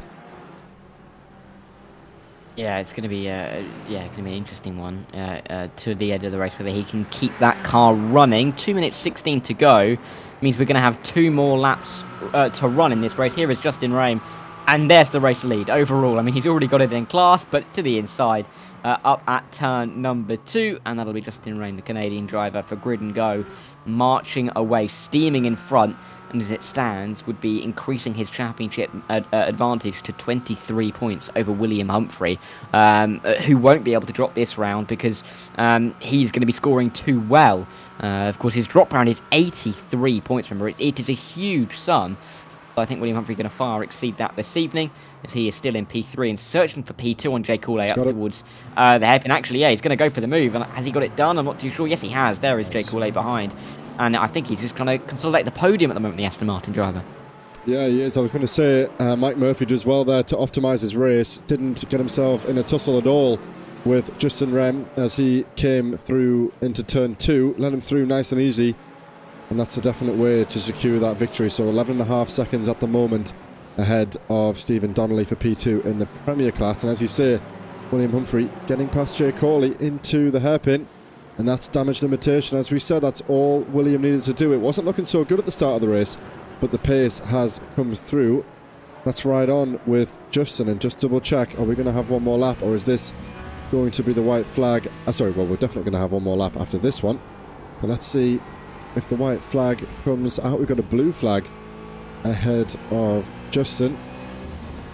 And is the man in the gantry waving the flag? Yes. I don't know how you saw that. I didn't see that. Well, we'll believe that he is. Yeah, we'll believe that he is with 30 seconds to go, you would imagine. But for the screen resolution that I'm sharing to you, I don't know how you saw that and I didn't. But that's okay. We'll assume that this is the last lap then in a tussle here. Those guys look like they all merged into one another there. This is Donnelly, Allemans and Ostick, all out of class. You've got the elite driver of Allemans in between the two Premier drivers who are battling for P2. Ostick maybe thinking about going to move up the inside. No, he doesn't. Thinks better of it. Who's that hanging it around the outside? That's Sebastian Bonnet. Yes, he is. He's snuck up the inside, and now he's battling the fellow elite driver. So we've got Donnelly in the Premier class, Allemans and Bonnet in the elite class, and Josh Ostick battling for P2 and P6 respectively here on the final lap of the race. And really, this is the closest battle that we've got up and down the grid at the moment. Late send by Sabor, and I think that is up the inside. Is he going to get it done on his fellow elite? Don't leave the room, lads. Yes, they do. Pierre Borez and Rob Pickle going side by side. And who's that wide? That's someone wide at the back. Not Francois, is it? It is. Francois Brandet on the last lap. Might just lose out on... No, he's not. Okay, he's got a 10-second gap to John Ludbrook in P5. So no harm done there to Francois, apart from losing the position that we saw him gain on Andrew Fellows. And what does that do for the top 15? That drops Francois out of the top 15. And so Andrew has crucially taken that position away from his championship rival. And that'll see Francois staying where he is if things stand. Justin Rem is about to cross the line. Let's not miss that. He's won for the second time tonight. So far, maximum points for Justin. That's going to be Mike Murphy and William Humphrey, who crosses the line in P2. Congratulations to Mike Murphy, who rounds off another class win and a great result overall for the DXT Emerald driver. It's going to be Jay Corley in P3. Chaz Draycott with a strong result for him. Arguably one of his better results of the season. Stephen Donnelly in P2 in the Premier class with Josh Ostick in P3.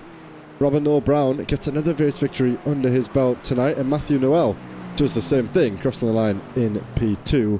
And as we just said there, Andrew Fellows retaking the lead, retaking the podium, should I say, in the Evo standings, taking pole position for the final race, and crucially, knocking Francois out of the order.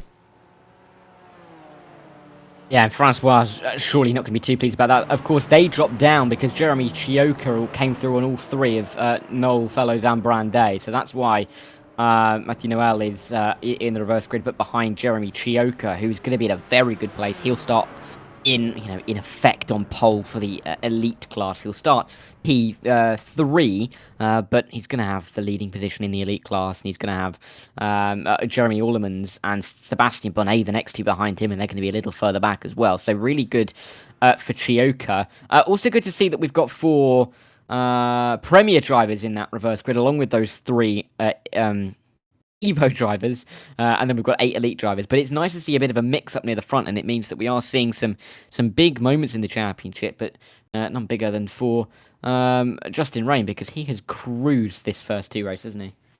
He has. He's cruised to the top step of the podium twice so far this evening, ahead of William Humphrey once again for Dennett Racing, the 298 machine.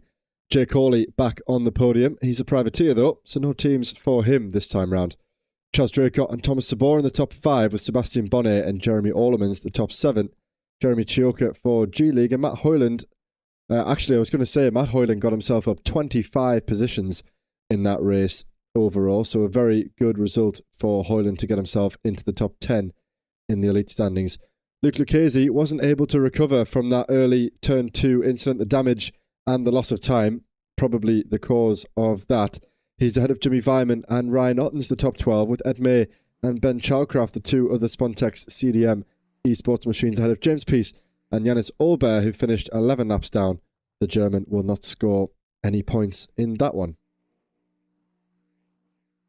No, he's had a difficult day, hasn't he? And we'll see if he can do anything in race 3. For the Premier class, I mean, it was a bit of a race of attrition. You can see a few drivers at the back there who weren't able to finish, but Mike Murphy was able to finish, and finish in style he did, nearly winning the race overall, but winning the race in class by 13.4 seconds ahead of Stephen Donnelly, the DXT Emerald team. Another 1-2 for them. Josh Ostick, he's keeping up his good form with what should be his fifth podium, I should say, of the season, and 4th in a row. So really good form from him. James Bostock, after the quali ban, recovering to 4th in this race. He should be in the reverse grid as well. Martin Kenyon and Dennis Curler inside the top 6. They had good races, keeping it out of trouble. For Jonas Larsson, after the problems in race 1, he'll be happy to finish P7. Rob Smith, Rob Pickle, and Henry Coolan, the only other drivers within a minute of our leader. And mind you, there's still 7 more to come. Pierre Berezg was P11. He was on the lead lap. But for Maxim Dimitrov, he was a lap down. I don't believe that anybody below will pick up points, and they are Matt Stace, Hussein Sarakadesla, Ash Shalistra, Bradley Flanagan, and Rob Mackay. And I have to say, in that race, I did notice that Bradley Flanagan did pick up his first top 10 of the season the race before, but he wasn't able to make it 2 from 2. And finally then, the smallest grid of all the classes here tonight. It's the Evo results in our second race tonight. Robert Noel Brown converts another race win ahead of Matthew Noel, the Canadian driver. This time, the two Noels doing well for themselves tonight. Andrew Fellows on the final step of the podium, and a dramatic end there for the second race. Francois Brandet dropping out of that top 15 reverse grid, so a big task for Francois ahead tonight, and he'll have John Ludbrook very close behind him at the start of this session. That's the top 5 in the Evo class, ahead of Danny Weir, James Howarth for DXT, Cy in the 54 and the 55 machines, with Luis Nevea rounding off the final finishing positions, P9 and P10. Steve Rubino and Steve Ewing, the 2 American drivers for Flat Cap Racing, will not score any points, having finished 11 and 12 laps off the leader.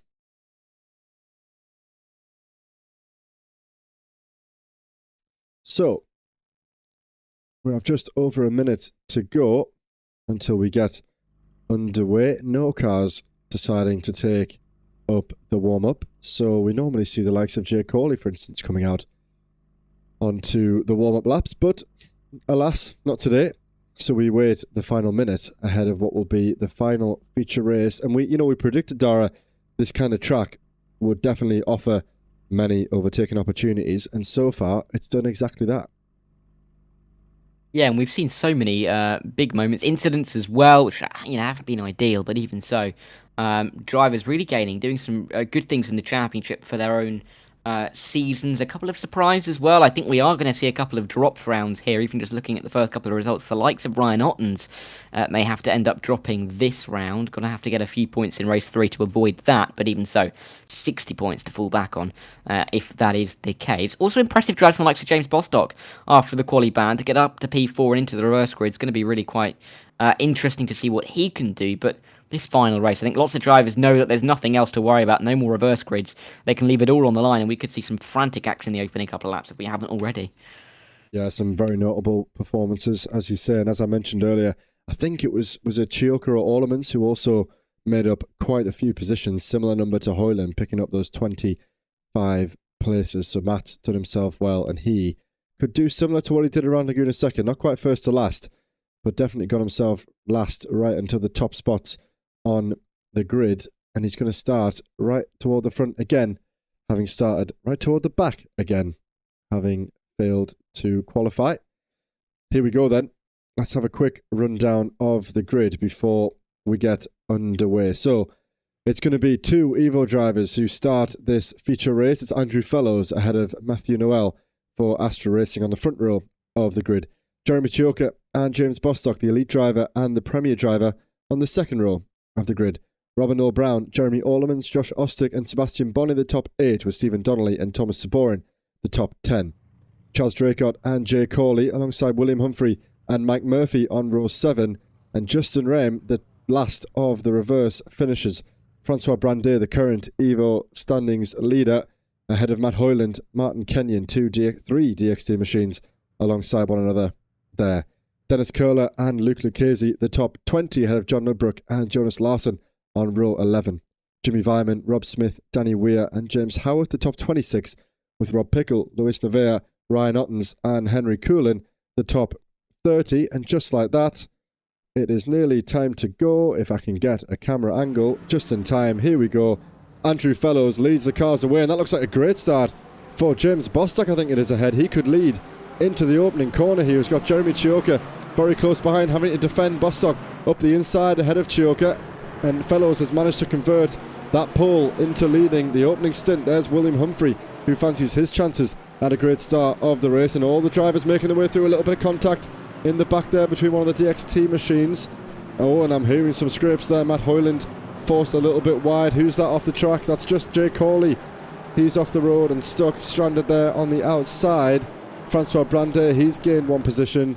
Who else in the big gain is William Humphrey up 3, as we alluded to, and that's Luis Nevea, Jay Corley and Rob Smith down huge places at the start. Yeah, big ones. Oh, and I think there was someone going nearly very wide down at the hairpin. Someone having an issue as well. That's the 166. That's James Bostock. It is getting all squirrely out of the hairpin and dropping down positions, which he really couldn't afford to. He was in a great starting spot, but now right in a fight. Little bit of contact with the Spontex car as they work their way through. That is the 220 in the end of... who's that in here? One of the Spontex cars of Chaz Draycott, actually, as they work their way in towards this Mercedes-Benz arena section. But you can see them all so compact, so many drivers tripping over each other, and so many classes in and around each other. Humphrey getting moves done when he needs to. Justin Rame struggling off the start. There's now 7 spots between those drivers. Make that 8 now. Yeah, Chaz really going wheel to wheel heavy there with William, but he's had a great start, up 5 places already in P4 in class. Jeremy Chioka leading the way overall. He's got past Andrew Fellows at the start, and keep an eye on Justin Rame. Where is he? I don't see him actually. Justin's down. He's dropped 8 places off the start, so William Humphrey in a great place as Chaz Draycott. What a save that was by Chaz. We can see him on the driver cams, and he'll love watching that when he gets back. He has lost a place out to James Bostock and Thomas Saborin, but that could have been a hell of a lot worse for Draycott as he exited the final corner. Maybe cold tyres, or maybe just a little bit enthusiastic, but he managed to keep it together, and he currently sits in P6 over P6 in class and P11 overall.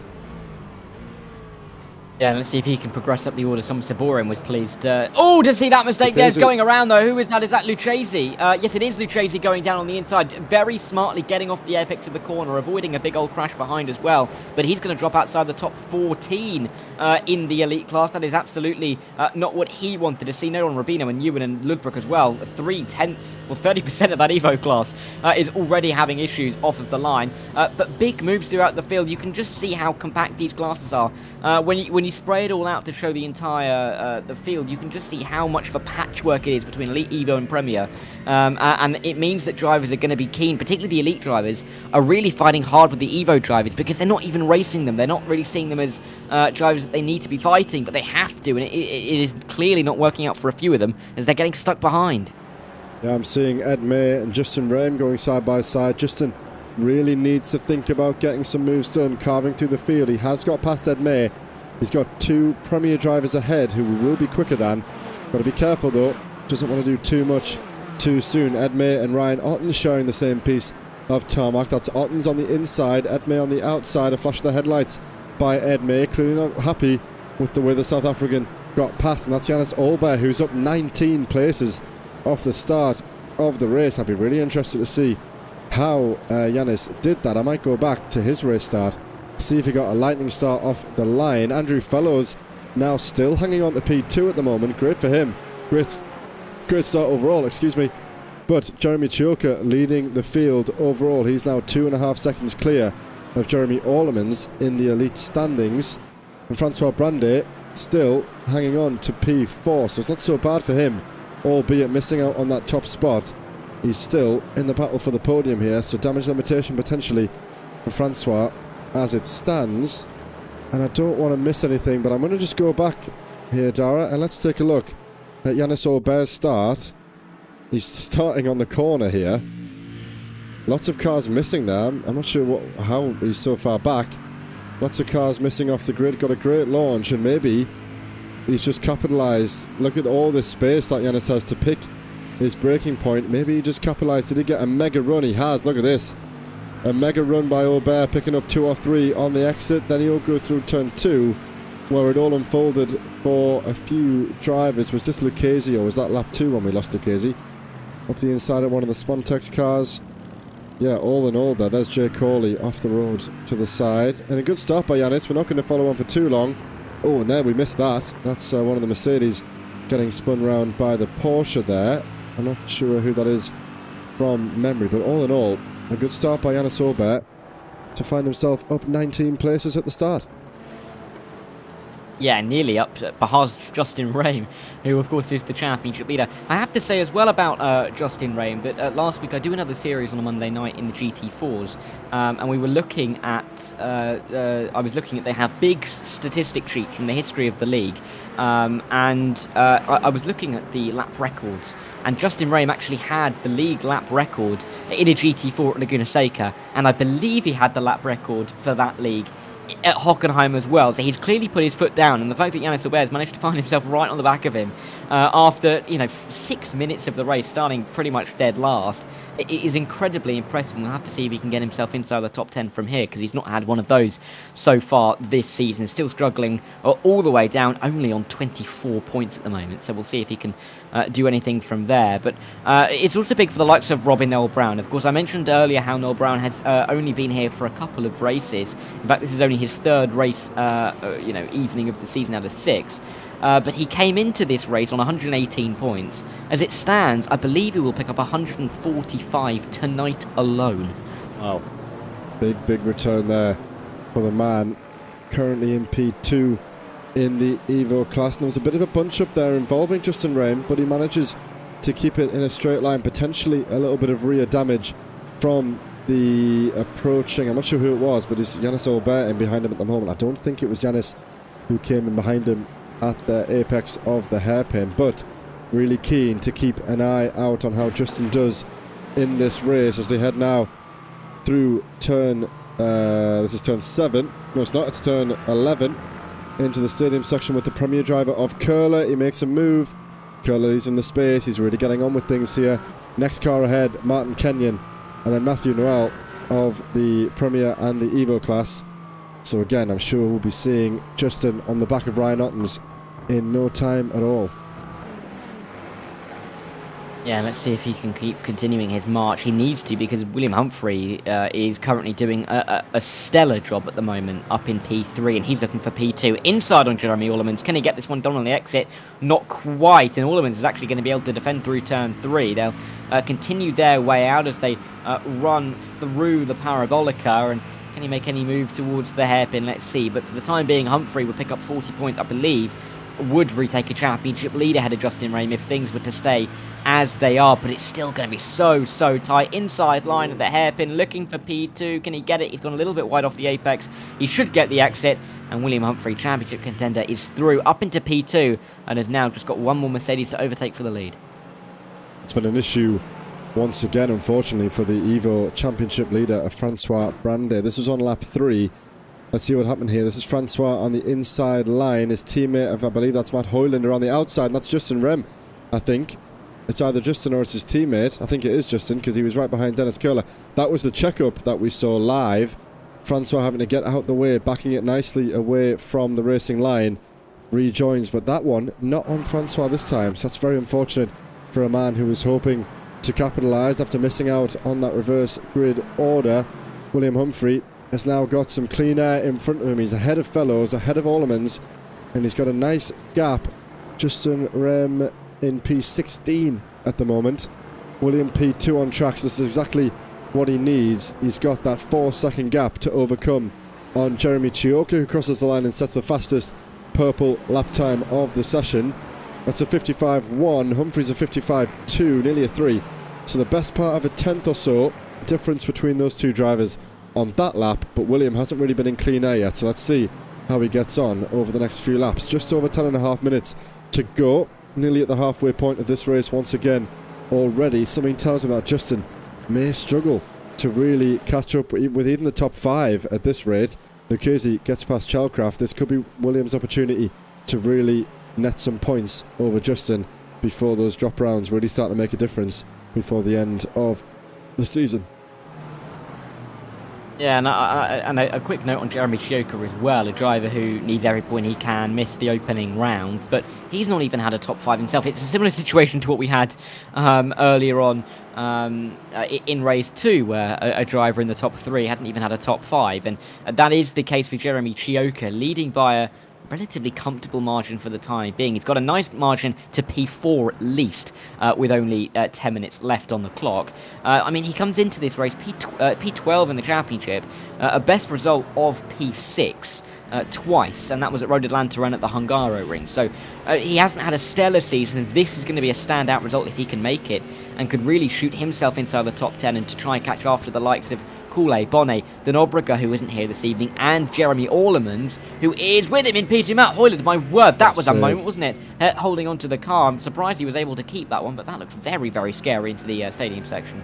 Yeah, you had the Alpha 1 Esports car of Ryan Ottens on his outside, just took a little bit too much of the apex curb on the right-hand side, unsettled his exit ever so slightly and wobbled in that Mercedes. It can be a little bit of a pain when you lose the rear, a very heavy machine. Oh, he's lost it again there, but some good steering lock there, some counter steer to keep the car pointing in the right direction. We're seeing Matt's reactions there live through his sim room, and it's again another opportunity for us to catch someone doing some great handling.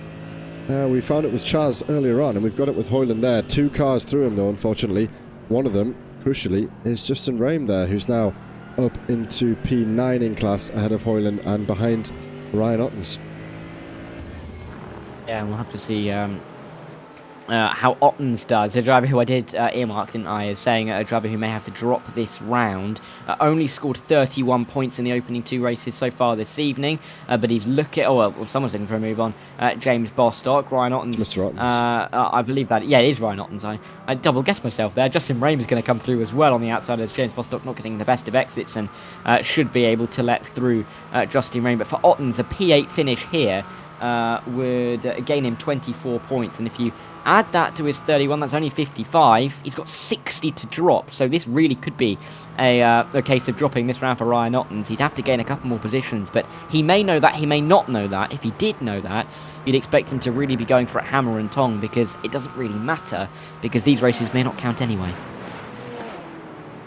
Yeah, the drop rounds will really start to take effect at the moment, and as we said, Justin's current drop round is the one that he missed, right? So currently the beneficiary of the system at the moment, Justin not losing any of his championship points, whereas, maybe you can correct me here, Dara, but I believe Will has dropped the best part of 85 points from memory so far. Yeah. 83 points so far, so a bit of a gap that, you know, Will could potentially fall back on if he's to miss another round, and that will obviously, those 83 points will return.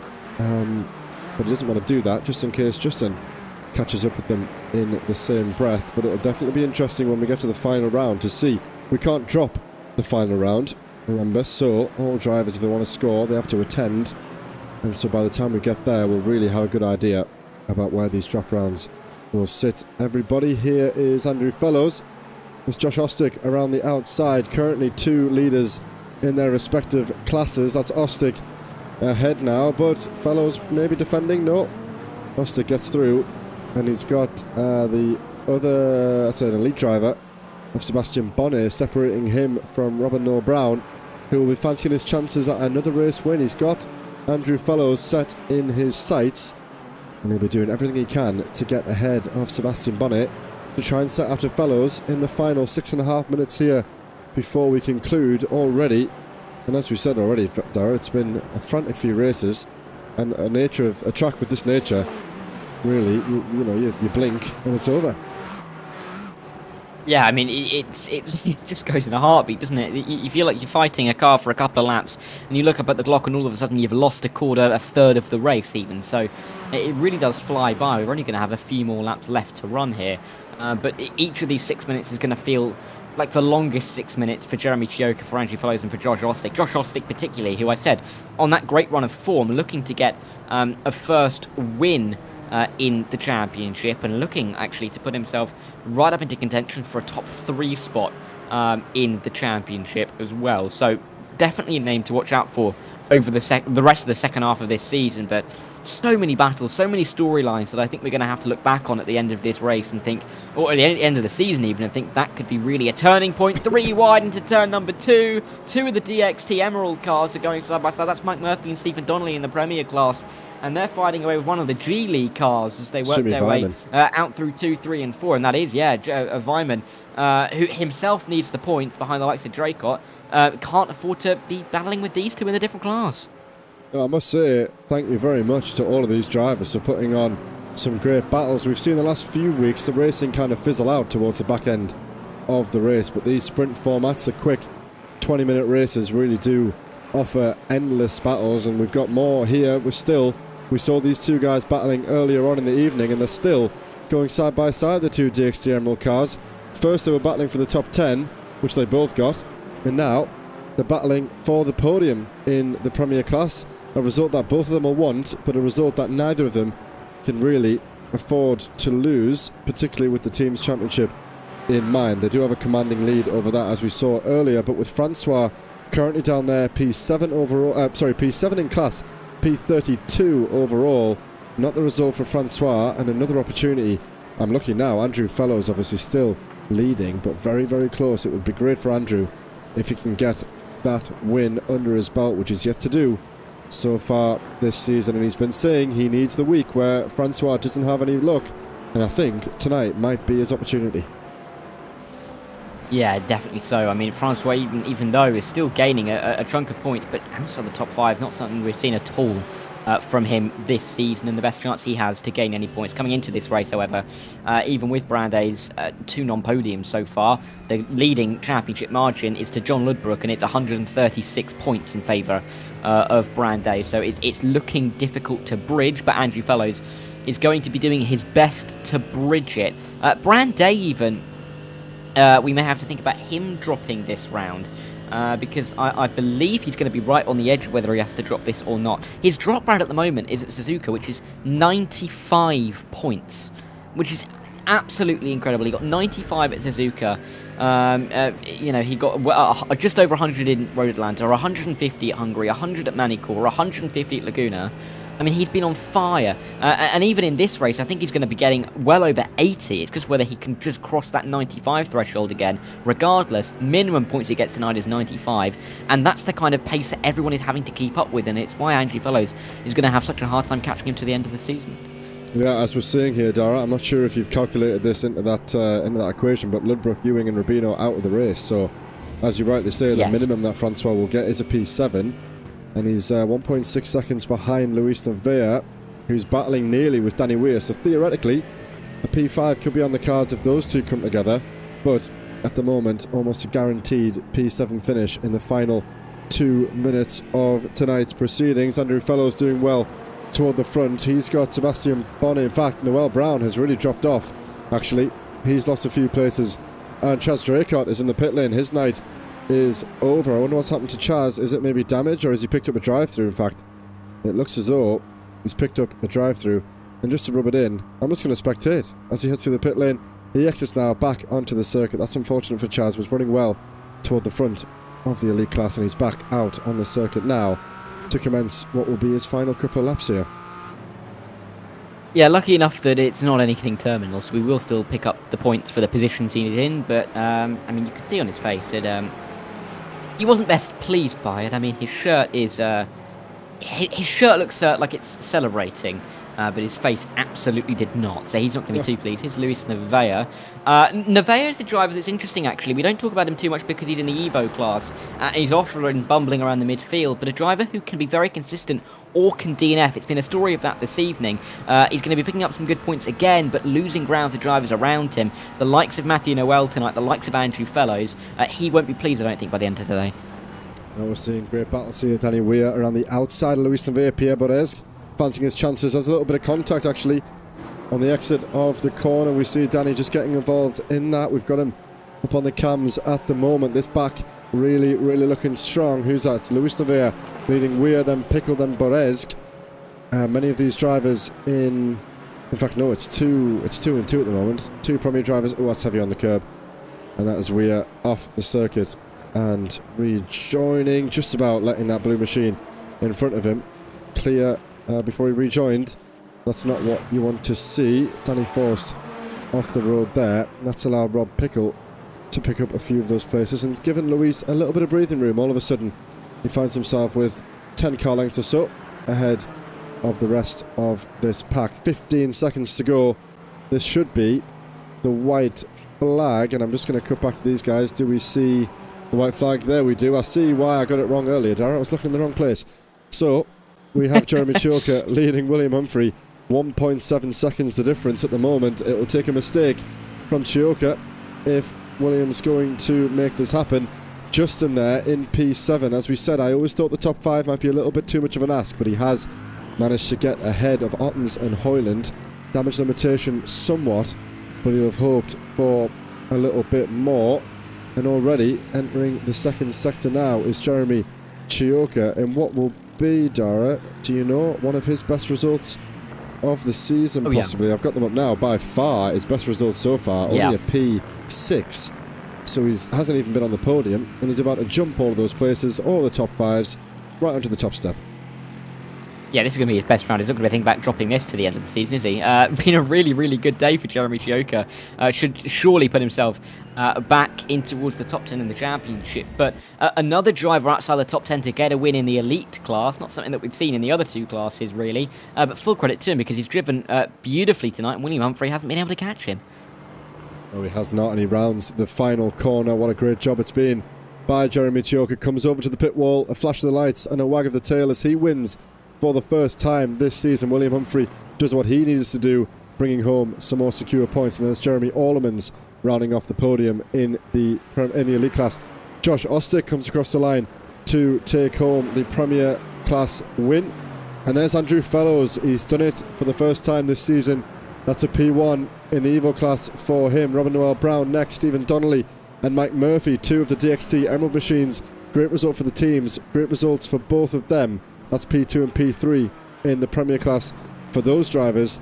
And there's Matthew Noel, or Matthew Noel, no, that is Matthew Noel, who has crossed the line in the Aston Martin to round off the Evo class podium. James Howarth in P4, Luis Nevea in P5. And here comes Francois Brandet, who rounds the final corner. Not the best result. He got up to P6 in the end, so he has reduced that deficit ever so slightly. He'll still lead the way by a long margin.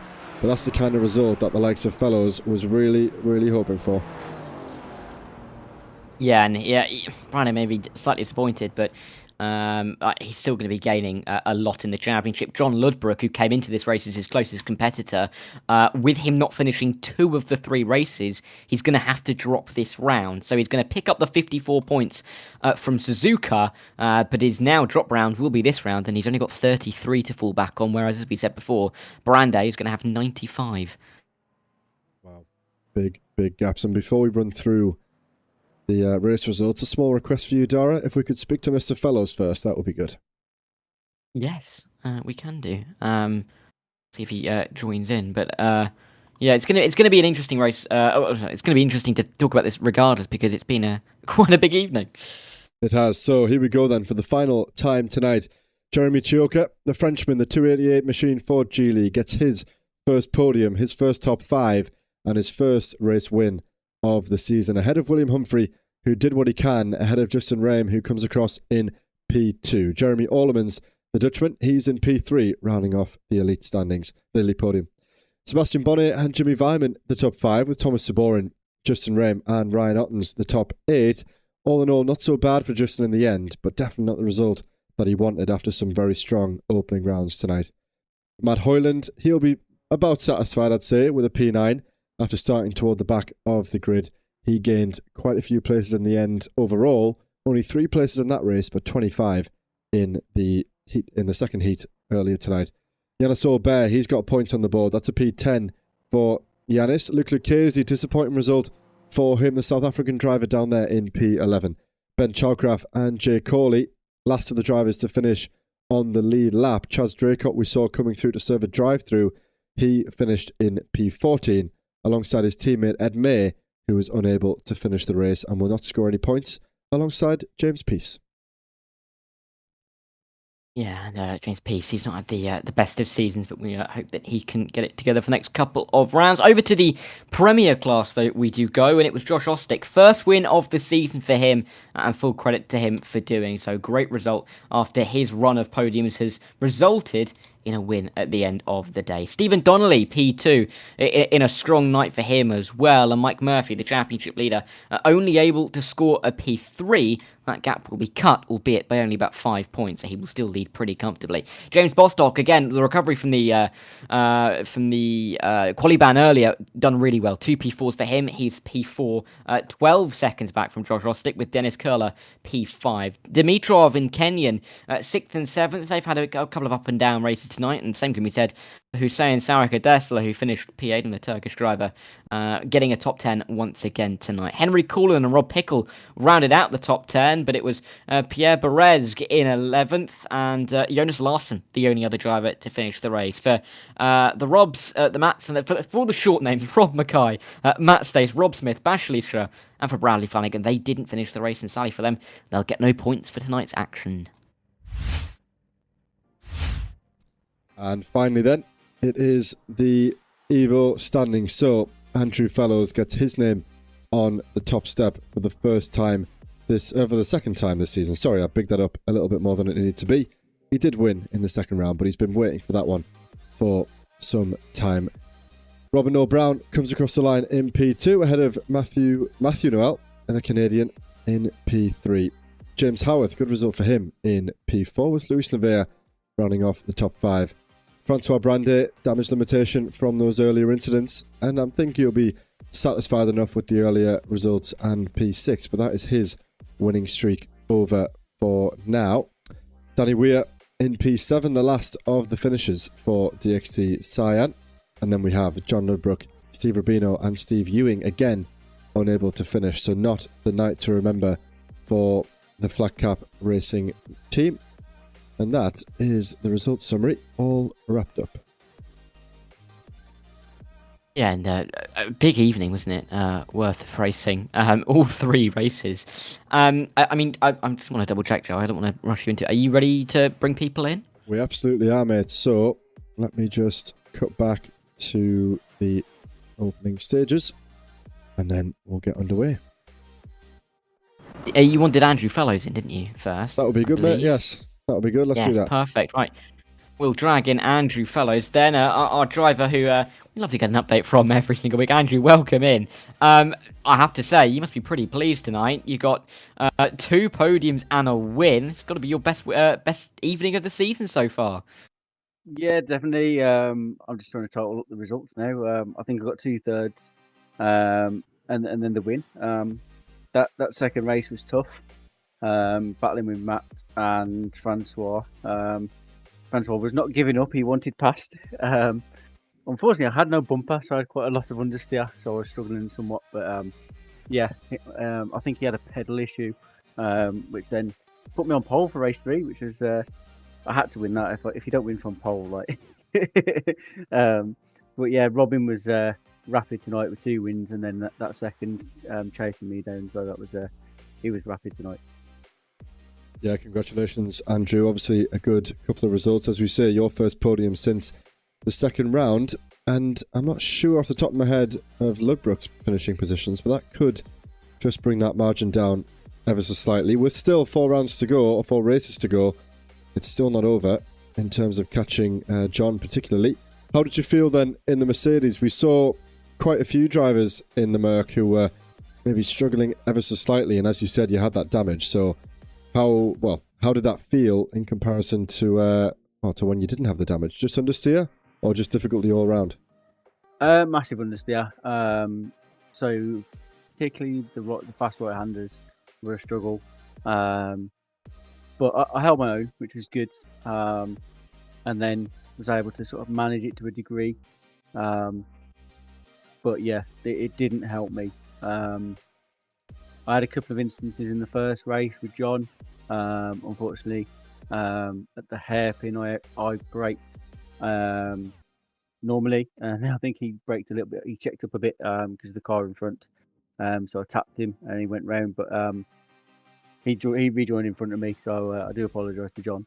but I didn't gain any position from it in that respect. We just both lost positions, but yeah. And then there was a little tap between him and Steve, I think, which then I managed to get back through later on to give me third place. So yeah, I don't think John's had the best of nights, unfortunately. But there's been some good racing all round, to be fair. I was keeping up with Josh in that third race, which I was happy about. Yeah, talk us through the race start as well briefly if you can, because you got off the line well, you led into the first corner. So the race start, and then how did you fare in terms of letting some of the quicker drivers through? Were you not wanting to defend, just optimising your own race? So how did you feel for the first time? I don't think we've seen you so far up the grid. I don't think you've started on pole so far this season. So how did you feel in the preparation to that? Yeah, so yeah, as you say, I got a good start for a change. And then that gave me, I was able to take my normal line through turn one, which is always a bonus. Unfortunately, into the turn two, I dropped down an extra gear by mistake. So it gave me a little bit of a slow exit, and Jeremy got me. He got me anyway. He was quick. But yeah, that just gave me a little bit. But I was just trying to keep it clean and try and let them through with the minimising of time. So a bit like you would if it was GT3 and P2, that sort of thing.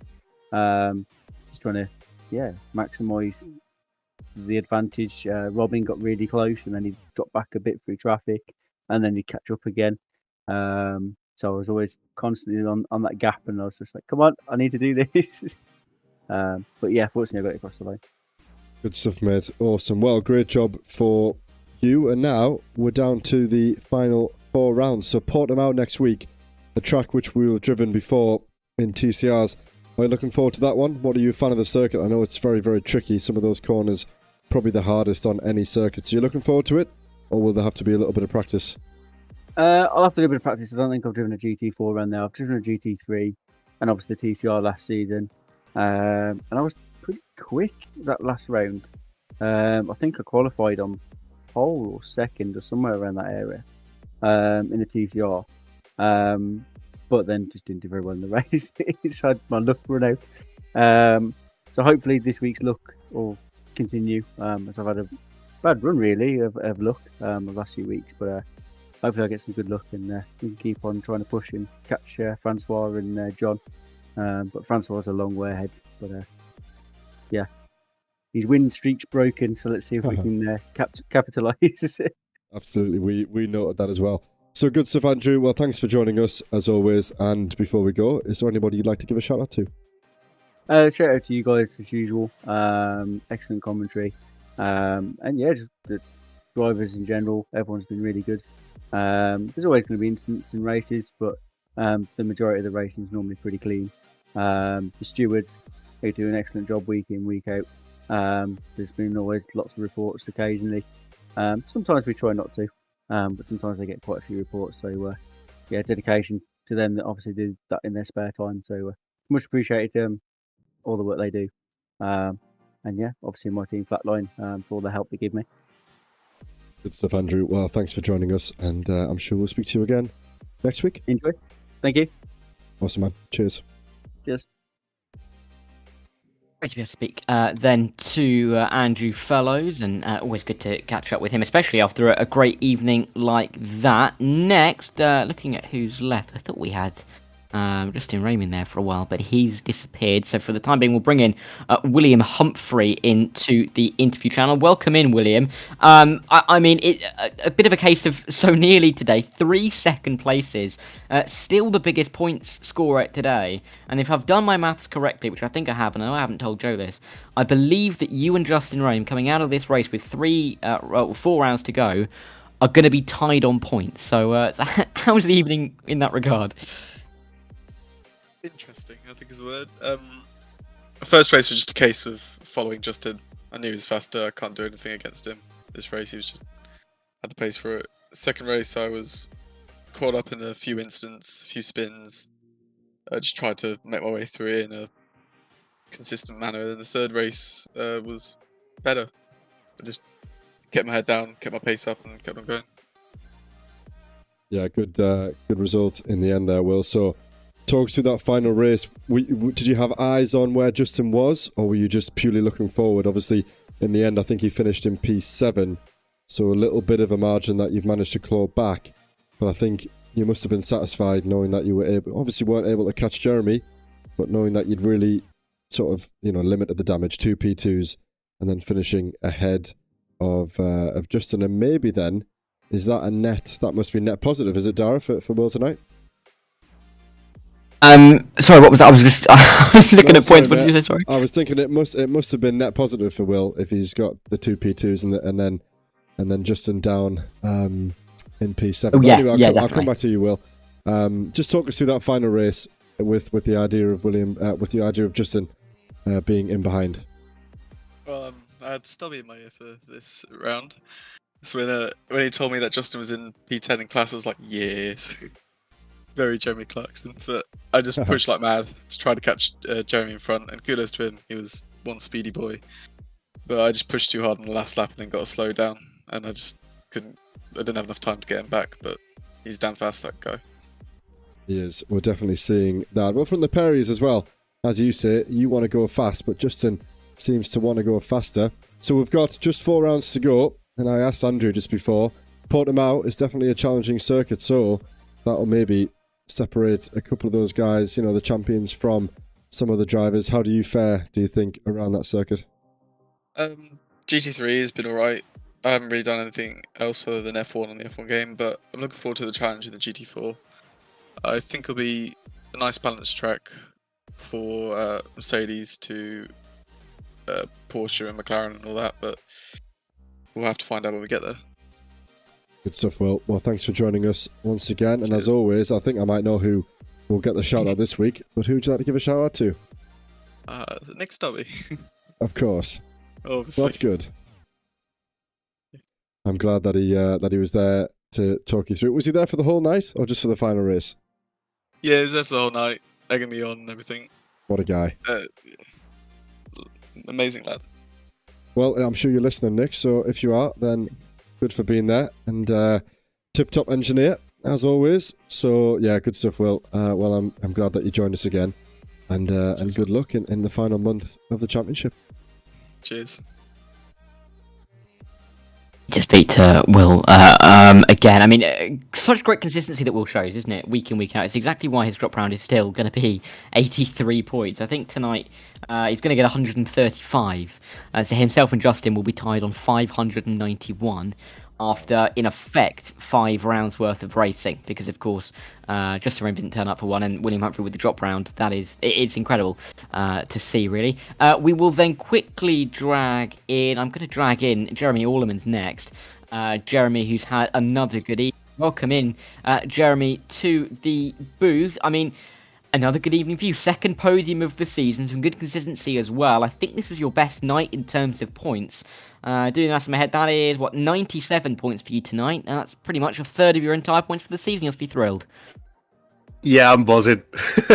I'm still looking forward. The last interview, I said it was going to be a one-off, and you'll never see me again on the podium.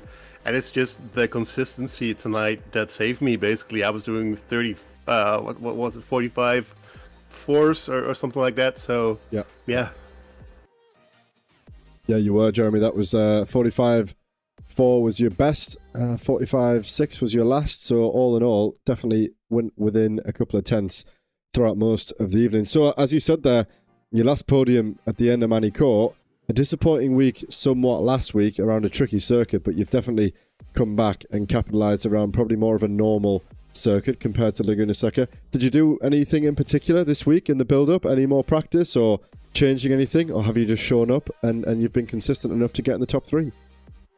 Yeah, I was hoping you wouldn't bring up Laguna Seca because holy crap, that was bad. I was really bad. That was total love night. And actually, I started practicing less because I was putting in the hours every week, maybe 6-8 hours a week, and I was just getting frustrated because of incidents happening. So around the Manicure race, I said to myself, just relax, whatever, have fun, and it'll come. And it did, basically. So I'm gonna practice a bit less, which maybe may sound weird, but it's just upping the joy for me, and the results will come apparently. So yeah. No, I think you might be totally right about that, to be honest. I've been there, and I know many others have as well. Sometimes the pressure, knowing that you've put a lot of practice in, just changes the way that you defend or the way that you attack, and maybe being a little bit more conscious about it, having not done so much, just cools the nerves. And, you know, it's always good to come prepared, but sometimes coming too prepared things can quickly be undone, and that can kind of spiral into, as you say, getting frustrated if you get caught up in incidents that maybe aren't your fault. So I think that's probably the right approach. And then with just a few rounds to go, I'm going to ask the same question again. Portimao, tricky track, similar in some ways to Laguna Seca, but more of a proper Grade A circuit. How are you looking forward to that one? I don't want to make my competitors too happy, but I will not be there, unfortunately. Well, there you go. I booked a trip. I have 2 weeks off right now from work, so I'm on vacation, and I'm actually planning a trip to Spain, to Portaventura World, a big theme park near Barcelona. So I won't be there. So Nice. 3 points for Well, the competitors. yeah, you enjoy yourself, mate. That sounds like a great time. I could do with another holiday right now. I've just come back from one, but you can't complain about some time off. Well, you enjoy and soak up that podium for what will be when you come back. I guess you'll be back for the following round, and then before you know it, it'll need to be the season over. So thanks for joining us once again, Jeremy, and obviously pleased for you to get back on the podium. And before we end, is there anyone you'd like to give a shout out to? Again, myself. Very good. just like the previous time. Yeah, I'm basically doing this on my own, kinda. So yeah, just me. We'll have to find you a team for next season then, won't we? To be fair, I like running on my own. I'm kind of I wouldn't say loner, but I like to do stuff on my own. So lone yeah, wolf. The lone wolf. Yeah, exactly. I'm fine actually. Good, awesome. Well, thanks for joining us, Jeremy, and make the most of your vacation. Enjoy, get refreshed, and then come back, and maybe with that refreshment, you'll get a handful of podiums before the end of the season. As long as I finish top 10, I'm all good. Yeah, I'm sure you will, mate. I'm sure you will. Well, enjoy, and we'll speak to you in a couple of weeks. Yes, thanks for inviting me. Good night. No worries, man. Cheers. Jeremy Alderman's then. Another good day for him. I mean, again, he's one of those drivers. It's just being consistent throughout the season, isn't he? And he's really benefiting because of it, up to P9 in the championship. And still with a nice little bit of points to fall back on if needed as well. So, which he will have to, obviously, if he won't be here, but he'll be gaining them next week anyway, if he doesn't turn up. Finally, though, we've only got one more driver left in the interview channel, and that is Chaz Draycott. So I'll bring in Chaz now. Chaz, welcome in. I think you'll see this on the broadcast afterwards, but I think every time we looked at you, there was a moment, there was a spin. I'm sure you'll really appreciate Joe bringing up your face cam as well. But I mean, how was that for you tonight? Because it looked like it was a bit of an up and down race. You had some good starting positions. You were running near the front in a couple of those races. I mean, you still picked up some decent points as well. I mean, how was it for you? Well, admittedly, I spent 45 minutes before the racing tonight trying to get my camera to work so you could see my fat head. Can vouch. And yeah, I didn't get a lot of practice in, not that it would have made a difference, but I qualified 20th, so I wasn't too chuffed with that. My teammates Ed and Ben did really well in quali, but then by the end of lap 1 I was 11th and I finished 7th, so I was buzzing with that. Then a top 5 in race 2, and being an absolutely colossal nerd, I was really excited to potentially get 7th, 5th and 7th tonight, because my favourite aircraft in the world is being retired today, and it's the 757, and I would have been 757 in my finishing positions. And then this absolute moron got a drive-through because I smacked into the back of Robin Noel Brown. Then he gave me one back on the exit, and that gave me a drive-through. And then I said to my teammate Ben, you go through. You're higher up in the championship. Have some free points, mate. And then I ran wide and got myself disqualified. So did you? Up and down indeed, but I was buzzing to be back at the front again. I mean, I came back into this championship. I came into this championship wanting a single top 10 all season, and I was on course for 3 tonight. So yeah, I was well happy. Yeah, as Dara alluded to, you definitely gave us. I was going to say the best of both, but it was more like 3 or 4 little things that went on on the driver cams. We saw you doing some sort of little shimmy at some point, which I'm not sure if that was like just moving the limbs or whether that was some sort of like celebration or something. We also caught you catching the car on the exit of the final corner, which was great to watch. And then we saw your somewhat serious looking face serving that drive-through. Yes, yeah, I wasn't very happy about the drive-through because of the circumstances, but to be fair, I mean, I ran straight into the back of Robin, and then it was all a bit flustered on the exit, and then he just gave me a tap through the next corner, and that put me over. So, I was annoyed at the time, but it happens. There was so many people so close together at all points, and with the 3 classes as well, all fighting for their own positions. It is what it is. Yeah, good, and it's always good to have you back, Chaz. So 4 weeks to go. Do you think you'll be joining us for the majority of those? You've only missed one so far this season, so the record pretty strong so far. And with the other 2 guys, obviously Ben, was in P5 going into this. I'm not sure if he's gained or lost any places in the meantime, but your team going pretty well so far. Yeah, should be. I'm just checking my calendar now. I should be around for all of them now. In the TCRs, I sort of dropped off a little bit, but no, I'm really enjoying this, so I'd like to be here for each and every one coming towards the end of the season. And now that you spend 45 minutes setting your camera up, then it would be a waste if you didn't come back, wouldn't it? Absolutely, yeah. I can't just do this for one round. Exactly. Well, good stuff, Chaz. Anyone you'd like to give a shout out to before we end? You two, as always. The broadcasts are always good fun to watch when we finish a race evening. It's nice being on this side of things. Charlotte for watching, my girlfriend. She's very committed, bless her, and is watching every single round and enjoying the broadcast as well. I'm not sure if you've got my camera on, but Hump, the hedgehog, he's been my little driver, my little engineer tonight.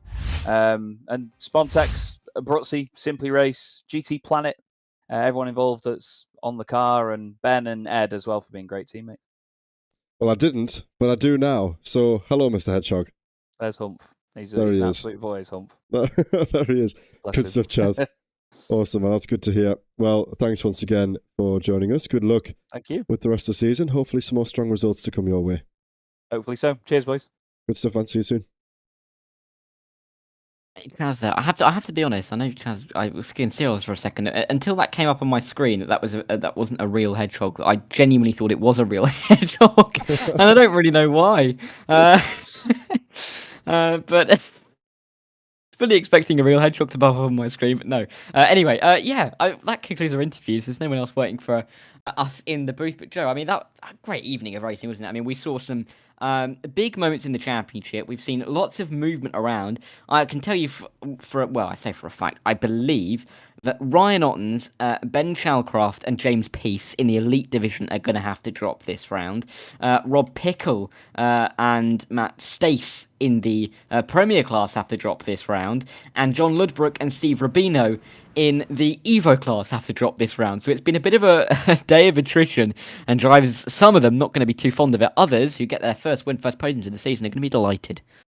Yeah, they absolutely will, and that's the maths that I'll leave up to you, I think, Dara. So yeah, we'll definitely see how it unfolds as the final few rounds come to a head. And I'm just trying to catch this replay, but I've missed it somewhat. So yeah, that's a good result. And as we sort of thought, this format, I think this format is probably, well, at least it's my favourite. I'm allowed to say it's my favourite. Maybe not the best, but it's definitely my favourite. I think with the 20 minutes is a good amount of time where people aren't too frantic. Like the 15 minutes can be very frantic. And then that endurance race is always good because it offers another level of strategy. But I think the 20 minutes is a good round. And having the reverse 15 really throws things, throws a spanner into the works for that final round. When you've got a handful of Evo drivers and a handful of Premier drivers having to navigate one another, and obviously drivers that aren't used to driving around some other people. So you've got new faces having to make moves on people that they've maybe not driven against before, which is always good for the benefit of the league and good for the benefit of the drivers to see some new liveries and see how some of the quicker guys get on. Thinking about the likes of Robin and Andrew, who had the elite drivers coming through them earlier on. That must have been a challenge for them, but I'm sure one that they've enjoyed quite a bit. So I'll leave a few closing remarks for you, Dara, and then we'll close out. Yeah, I'm looking forward to next week at Portimao. Again, it's one of those two 30-minute races events, which is again going to be interesting, particularly on the dropped round points, because in the 50 minutes, 45 minutes event, you can still pick up 150 points as you can in these 3 20-minute races events. So it's going to be one where we're going to be looking out for drivers dropping points. The likes of Francois Brandet defending 95 points. He can only get a maximum of 100. He might be at risk of dropping some points.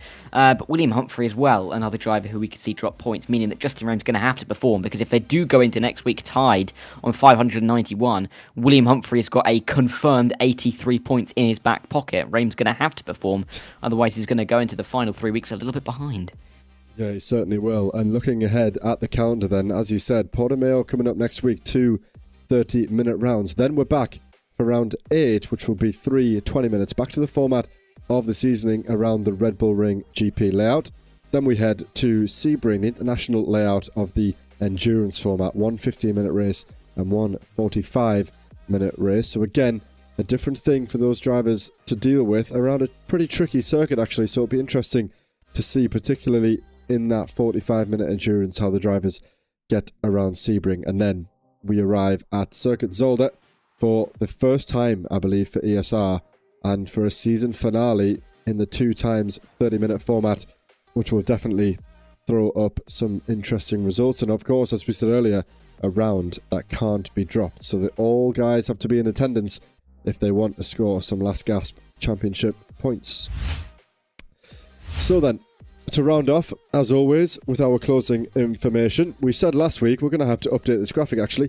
We've finally crossed over 500 members, so ESR now hosts 500 members, which is very strong. And obviously we have 2 grids, each featuring 60 drivers who've signed up for GT4 Mondays, GT3 Thursdays, and also, I don't have a graphic prepared for this one sadly, but we now also have a mini season going on starting next week around Silverstone.